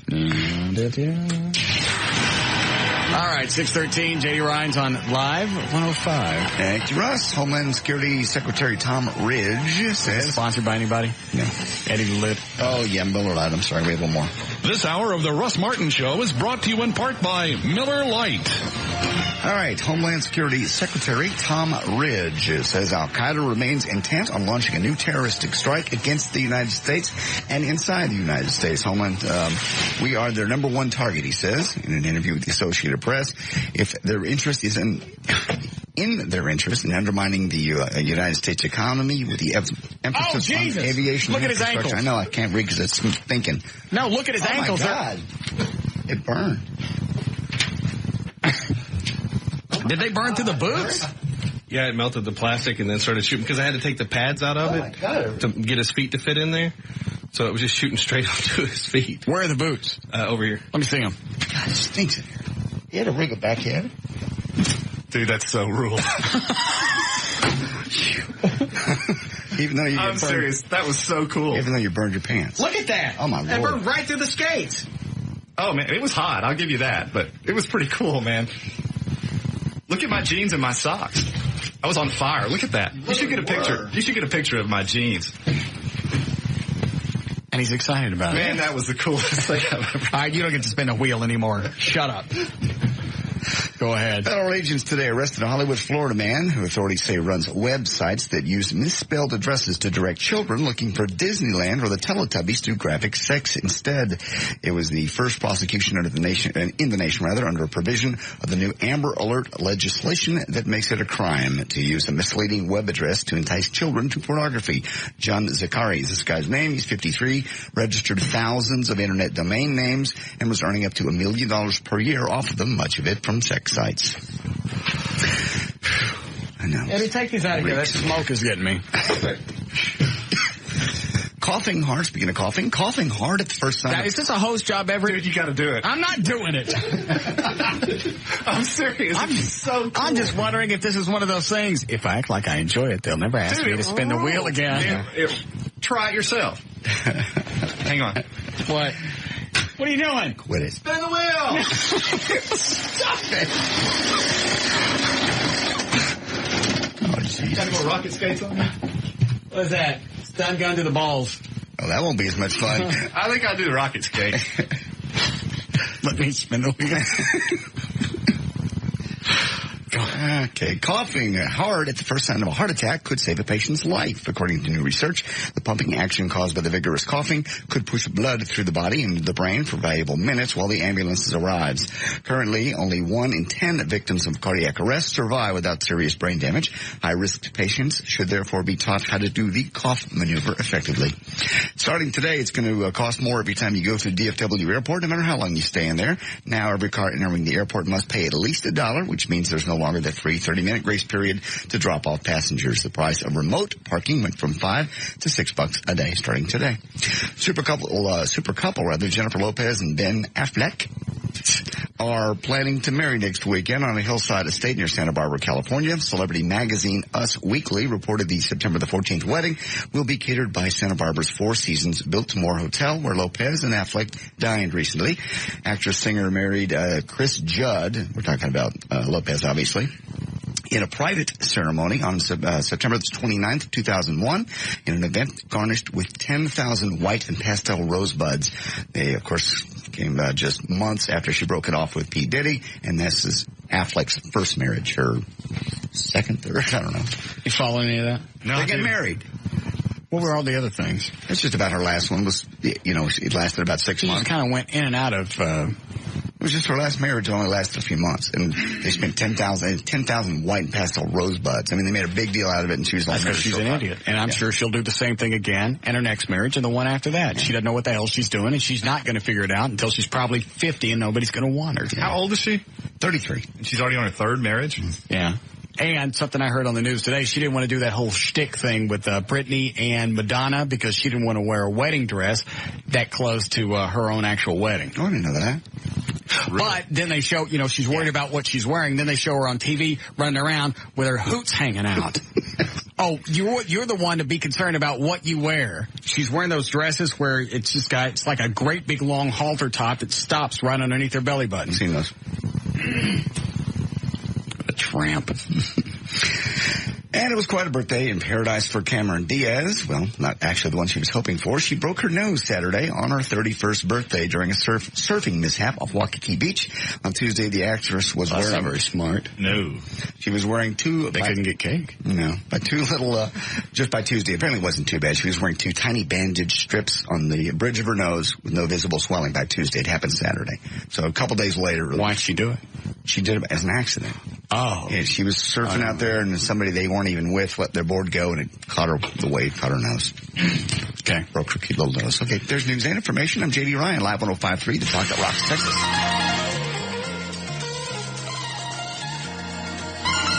We'll be back with The Russ Martin Show.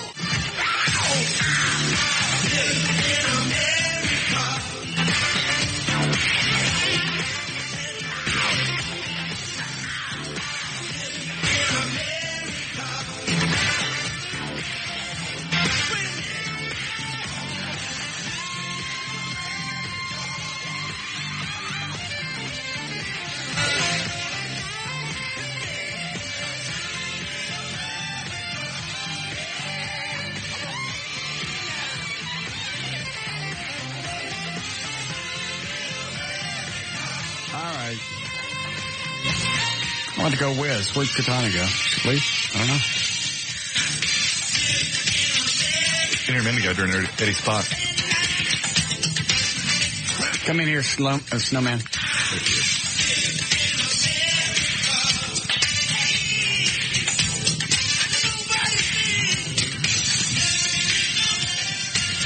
You get a hold of Miller? I have left numerous messages. Nobody calling back? No. Where's she going to be at 6:30? Probably picking up her kids, making dinner. Good. She's got plenty of time to talk to him. Mm-hmm. You got her cell number on you? No, but I can go get it real fast. No, then I'm going to have to wait. Sorry. I came in here, rushed in here when you told me to. And from now on, when you come in here, I want you to hum Green Sleeves and point direct southwest.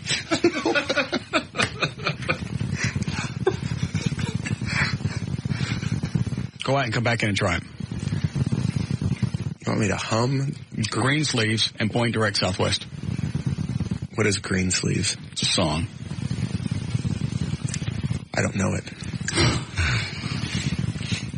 Go learn it and then come back. Okay. And point direct southwest. Mm-hmm. I don't get that part. I don't know. It's not supposed to make any sense. Oh. I'm doing it just to be irritating. Oh, I thought there was a tie-in between Green Sleeves and Southwest. No. It's just two abstract thoughts. I want him to do both of them. I see. I'm sorry. I don't even know how it goes. How does Green Sleeves go? It's a, I don't know, Christmas song. Yeah, that's what I want. Is it the one that goes dun dun dun dun dun dun dun dun? Yeah, that's it. Okay. Is it? Yeah, that's it. That's the one I want him to do. And come in and point like this. Nice call. That was Southwest, too. Yeah. Very good. I know my directions. I know you do.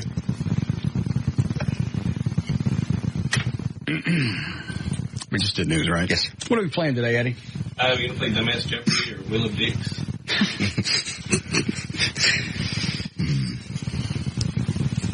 Let me take this call and I'll look at the Wheel of Dicks. Are they any good? Most of them. Go ahead, Willie. Russ? Yep. Willie Sear. How are you? Good. Good. I just want to update you that we got 171 reservations for your birthday celebration, October 4th. How many people is that? No, that's people count. Oh. 171 people count. You wanted 400. We'll make that with ease. Trey told me a week and a half ago you had 400. No. He told you 400 was the number you put up. No, he told me. One moment, please. I'll check. Just find out right me. What? Don't. Normally I know when you're going to do that. See, now the numbers are changing. Yep. Trey comes in. They got 400. The place is packed for Saturday night, October 4th. Mm-hmm. Now Willie's saying we only got 171 reservations. What's the story? Why did it change? Why aren't you humming Green Sleeves and pointing southwest? I still don't know what Green Sleeves is. What do you know? A lot of songs. What do you want? Jingle Bell Rock? No, I don't like that. All right. That's absurd. My bad. I'll think of something. Explain to me the problem, the number change. Well, I don't know. I didn't talk to Willie. I talked to... They said they had 400. Now Willie's saying 171. I must have misunderstood.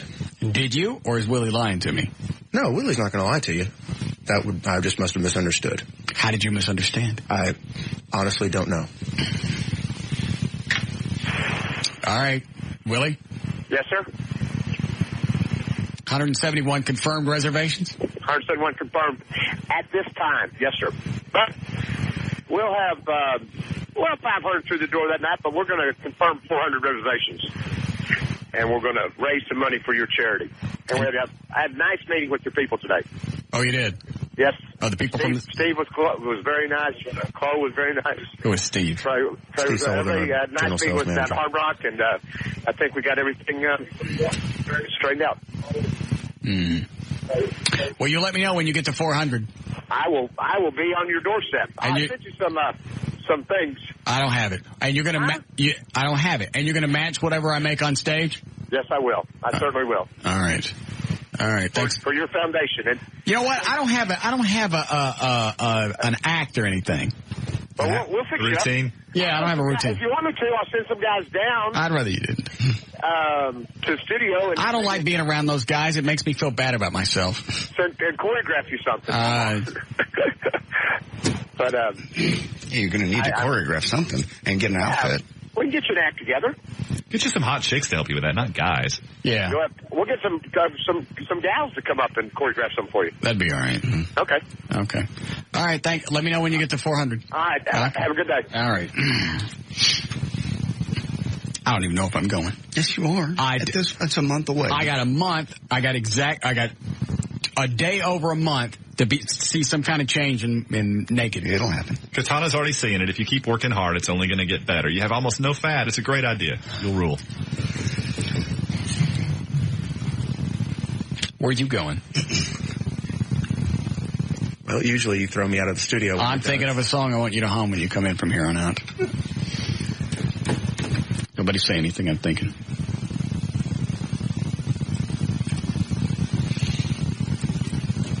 I feel pretty. That's what I want, and I want you to point direct southwest. Go back outside, come back in. Let me see what it looks like. Good? I'm trying to think if I feel pretty. I'm sure you do. Go back out and try it. Now, why don't you do this every time when you come into the studio?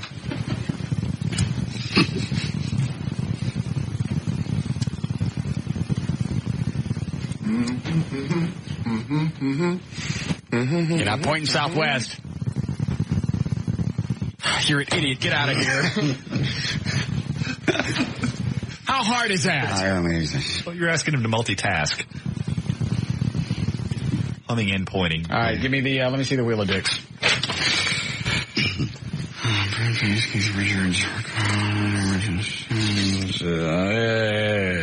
Do we have an opening for this? Okay. How many people do we normally do? Usually just two. All right. Line me up 2 people for this fabulous game, if you would, Dan. Now it's time to play Wheel of Dicks. And now, here's your host on Wheel of Dicks, Russ Martin. All right, John, what are we playing for? We've got 12 months bronze level web hosting service from RevertBiz.com, the official web host of Live 105.3 and the Russ Martin Show. 1 pair of tickets for the Nintendo Fusion Tour. That's at Next Stage in Grand Prairie. Get them at Ticketmaster.com. And a Little Morphine Annie CD featuring our very own Everett Newton. Okay. Have I listened to that yet? I think so. Yeah, you played it on the air. Did I? Yeah. Just the 3 songs on there, Everett? Yes. Good. Okay. All right. The contestant's on the phone. Hi, Chris. Hey. Welcome to the show. What do you do for a living? I'm a IT guy. IT? Yeah. Okay. And what about you, Brian? What do you do? I'm an electrician. Okay. I'll be asking questions about people named Dick, Or Dick, Richard, or Richard anywhere in the name. Got that? Yep. Yeah. Could be first, could be last, doesn't matter. Here we go. Whoever has the most points at the end wins the fabulous prize. And here we go. By the way, your name is your buzzer.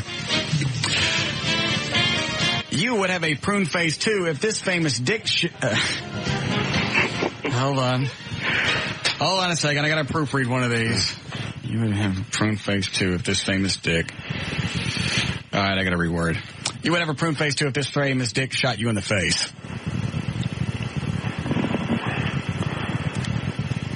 Oh, man. Don't know. Dick Tracy. No. I'm too young for that, man. That's all right. Shriveled up old Dick still manages to get up for those farewell concert tours with the Rolling Stones. Chris. Chris, go ahead. Keith Richards. Yes. Got to skip that one. Nasty looking, I'm going to skip that one. This funny Dick was squeezed hard by Hulk Hogan until he went limp.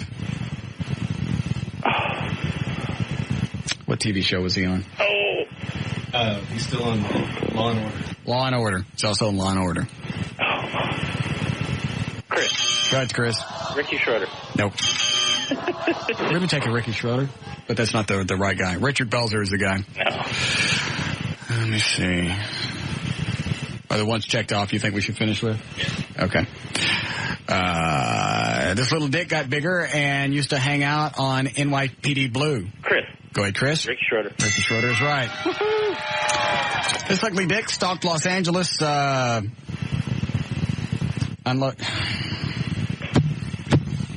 Eddie, send me these ahead of time. Did you already send me these once? Send them to me again next time. All right, we're skipping that one. This Dick is one good throb away from a heart attack and a heartbeat away from being President of the United States. Chris, go ahead. Dick Cheney. Dick Cheney is right. This Dick would become... Eddie, you can't keep writing crap like that.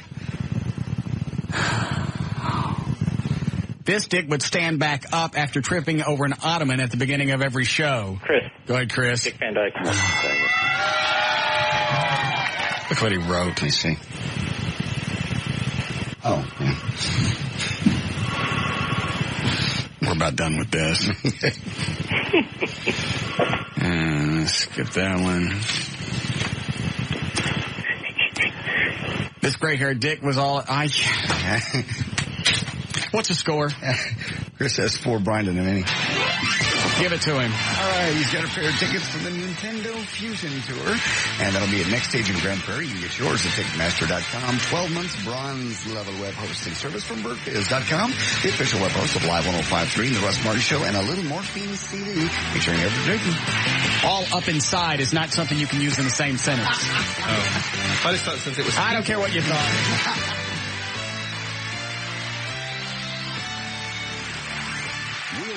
With the Russ Martin Show.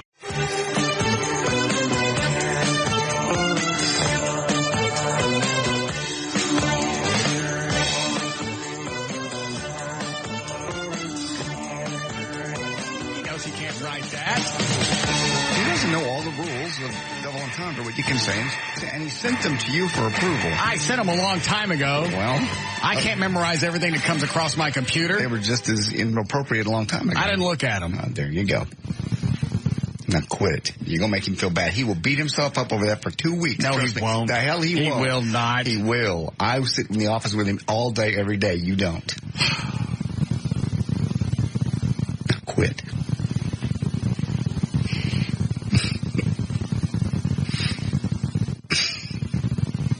All right. Thank you.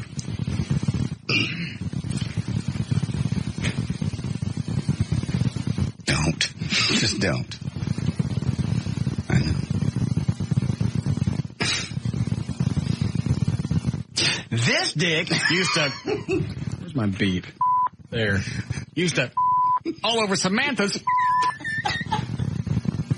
Big Sergeant. Yeah. Give me those back. Maybe I can clean them up. Here, we'll just play with you guys. I'll try it with beeps.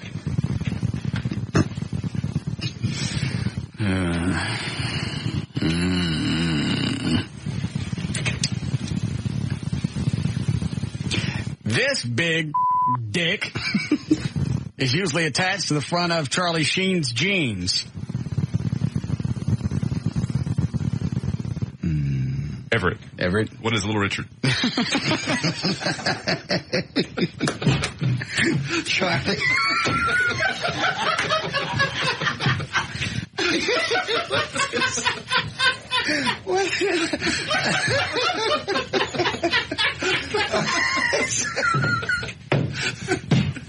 What is that? I don't think that's there.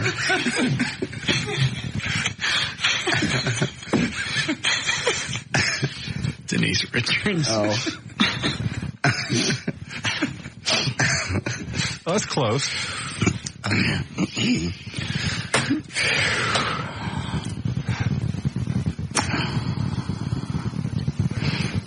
Trying to look for another one here.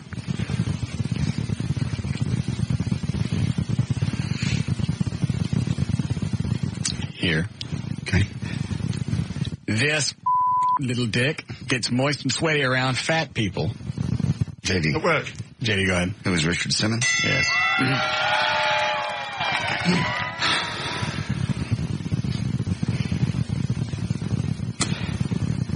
This gray-haired dick that was all Sidney Crawford when he wasn't sticking pets. Go ahead.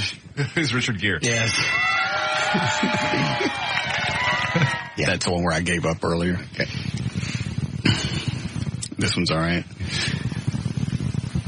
This dick was known as the Big Black Shaft. Oh, man. And see his face. Don't know. Everett. Everett. Who's Richard Roundtree? Yes. From the movie Shaft. Yes.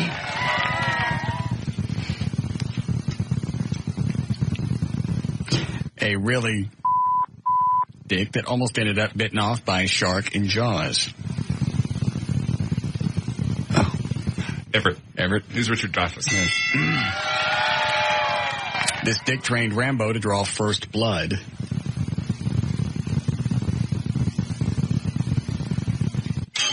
Richard Crenna.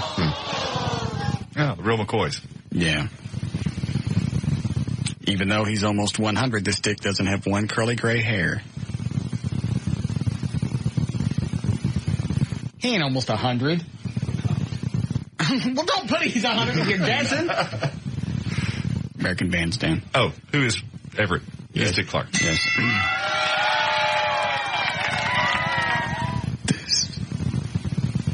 This dick, good, but stopped when he decided 8 is enough. Everett. Everett. Who is Dick Van Patten? Yes. This evil dick worried that his hardest... evil dick that worked his hardest at trying to stop that pigeon. Everett. Everett. Who's Dick Dastardly? Yes. One strong-armed turned this dick into a... What? One strong-armed man turned this dick into a fugitive. Everett. It's one. I know the answer. It's a one-armed man. You didn't put one-armed man. God, I hate you. Dr. Richard Kimball. I don't care anymore. Here, we're going to finish with this one. Can we break again, or are we out of spots? Well, of course we're out of spots. Now I got to do a tap and dance until 7 o'clock.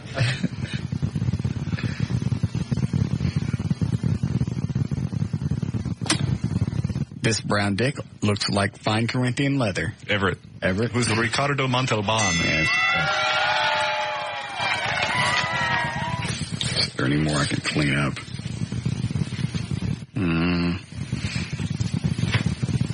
This dick was known to be tricky and pulled out of the presidency Everett. to avoid being fondled in the big house. Everett. Who is Richard Nixon? Yes. This dick is famous for sounding like other dicks. Everett. Everett. Who's Rich Little? Yes.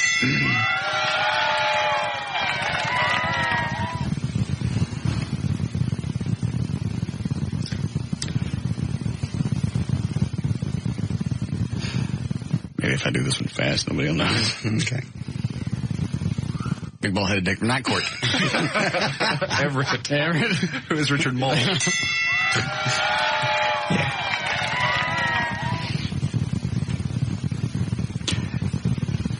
JD, feel free to play along. I will. This funny, I don't want to do this anymore. Okay. Here, Eddie, keep those. What else did you have that we could play? White Trash Jeopardy? No. Do you have What Did I Tell You? Could the answer be C? That's a good time filler. I've got to print it out because I didn't get a confirmation back. Do you have it with you? No, I have to print it. Where is it? On my computer. How long will that take? Just a second. I'll wait. I'll talk with Everett and JD. Tons of emails we never get to. Go ahead, read them. I don't care anymore. Today's my last day. No, it's not. Yes, it is. Please. I give up. Give up. He hands me a whole game, and it's got 20 questions, and 12 of them I can't read. I know. I don't think you understood the... What is it you can't understand? You can't say things like a great big vein. You can't say any of that. No, can't. Clearly he didn't know or he wouldn't have written them that way. And believe me, he will beat himself up for weeks now because you made such an issue. Why is it the producer? Uh-oh. Excuse me one moment, please. Sure. Try! And Eddie does so much good. Shush. Where's Trey? Spin the wheel. Why do I have to spin the wheel? Because as producer, you're supposed to look over stuff before it gets to me. Spin the wheel. Wheel of pain. What do we call this thing? Wheel of punishment. Wheel of punishment. Spin it. As producer, everything is supposed to go through you before it gets to me. Spin the wheel.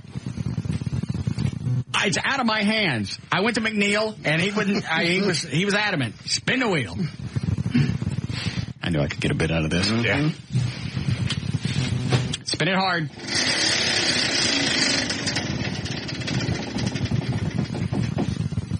What does that say? Rock Escapes. Oh, spin it again because those are already used up. Yeah, that's my deal. That prize is gone.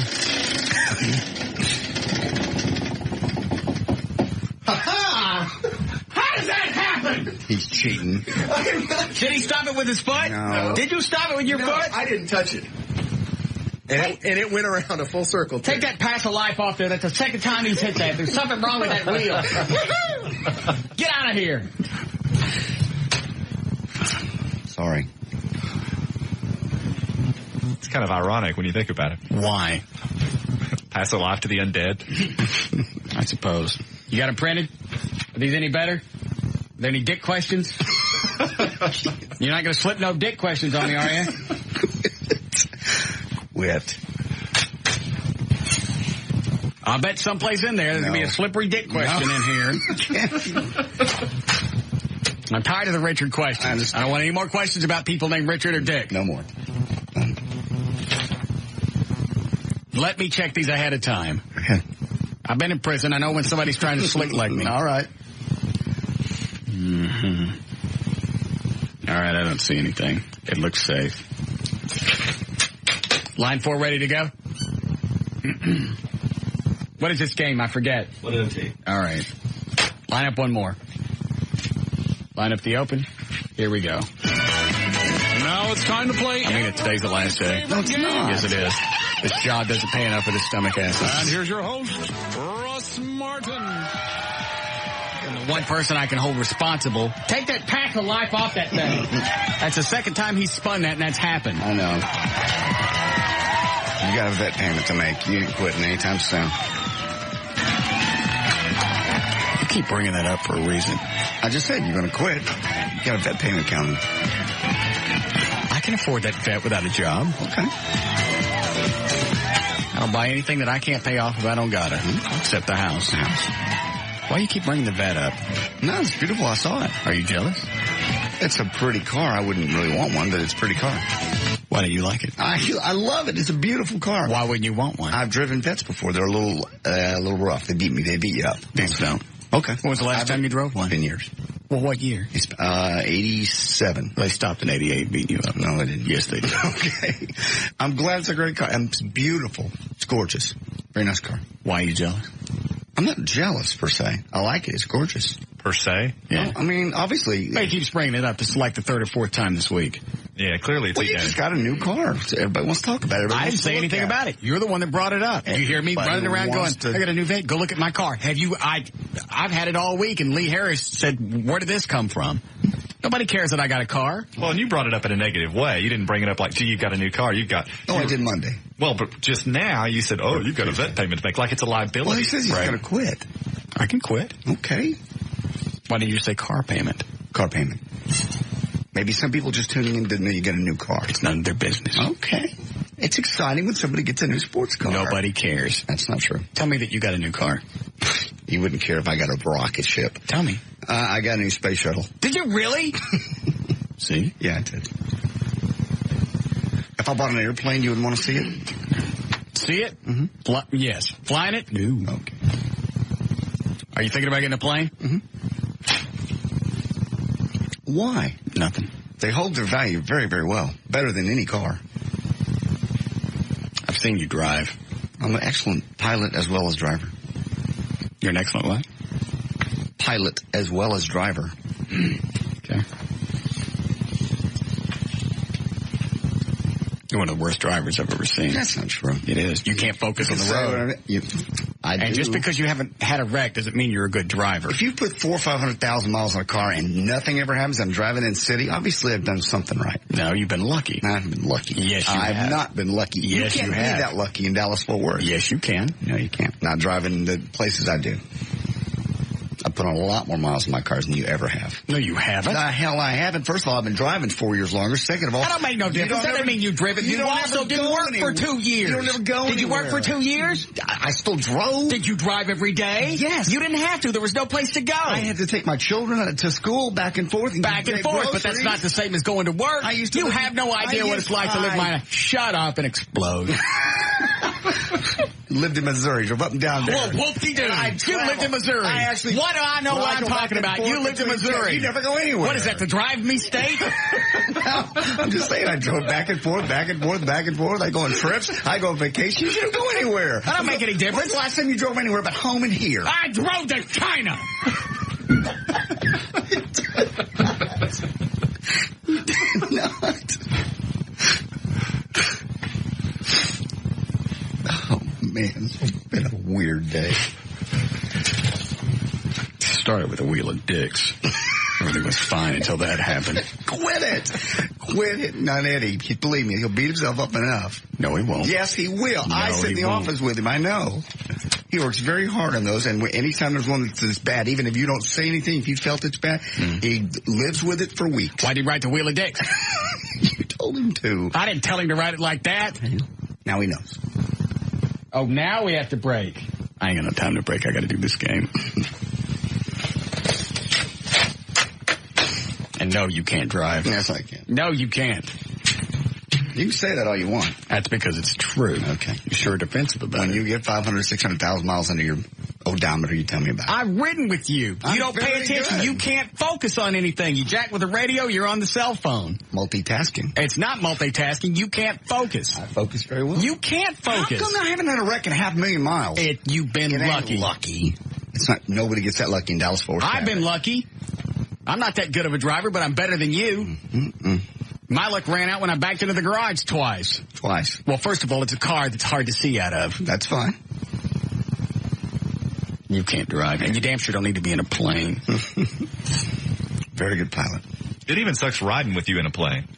How did you know? Well, because we went to Cancun. Well, he wasn't flying it. Well, I said to ride with him in a plane. Well, he's constantly critiquing. Well, he wouldn't critique because he's flying the damn thing. I understand. I don't want to play that stupid game. Load up the last break. Let's get out of here. It's a big sloppy one went up inside Cindy Crawford. Like I can read that on the air. Hello? Hello? There's no game for you today. Go on. Okay. More information about the Russ Martin Show, email us individually. Go to russmartin.com. Any other questions you might have, go to russmartin.info. Instant email during the show is studio@russmartin.com. Other websites are johndavidryan.com, eddievoid.com. What are you laughing at? I'm just hearing you've been the dicks. TradeTrendHome.com, DanandTassos.com, GailLightfoot.com. For law issues, contact Everett Newton, DallasAttorney.com, or you can give him a call at 214-823-LAWS. Workout equipment and training provided by LarryNorth.com, Play It Again Sports in Flower Mound, LifeFitness.com, DietGourmet.com, and Fitness in Motion in South Lake. And for everything else, go to Live1053.com. All right.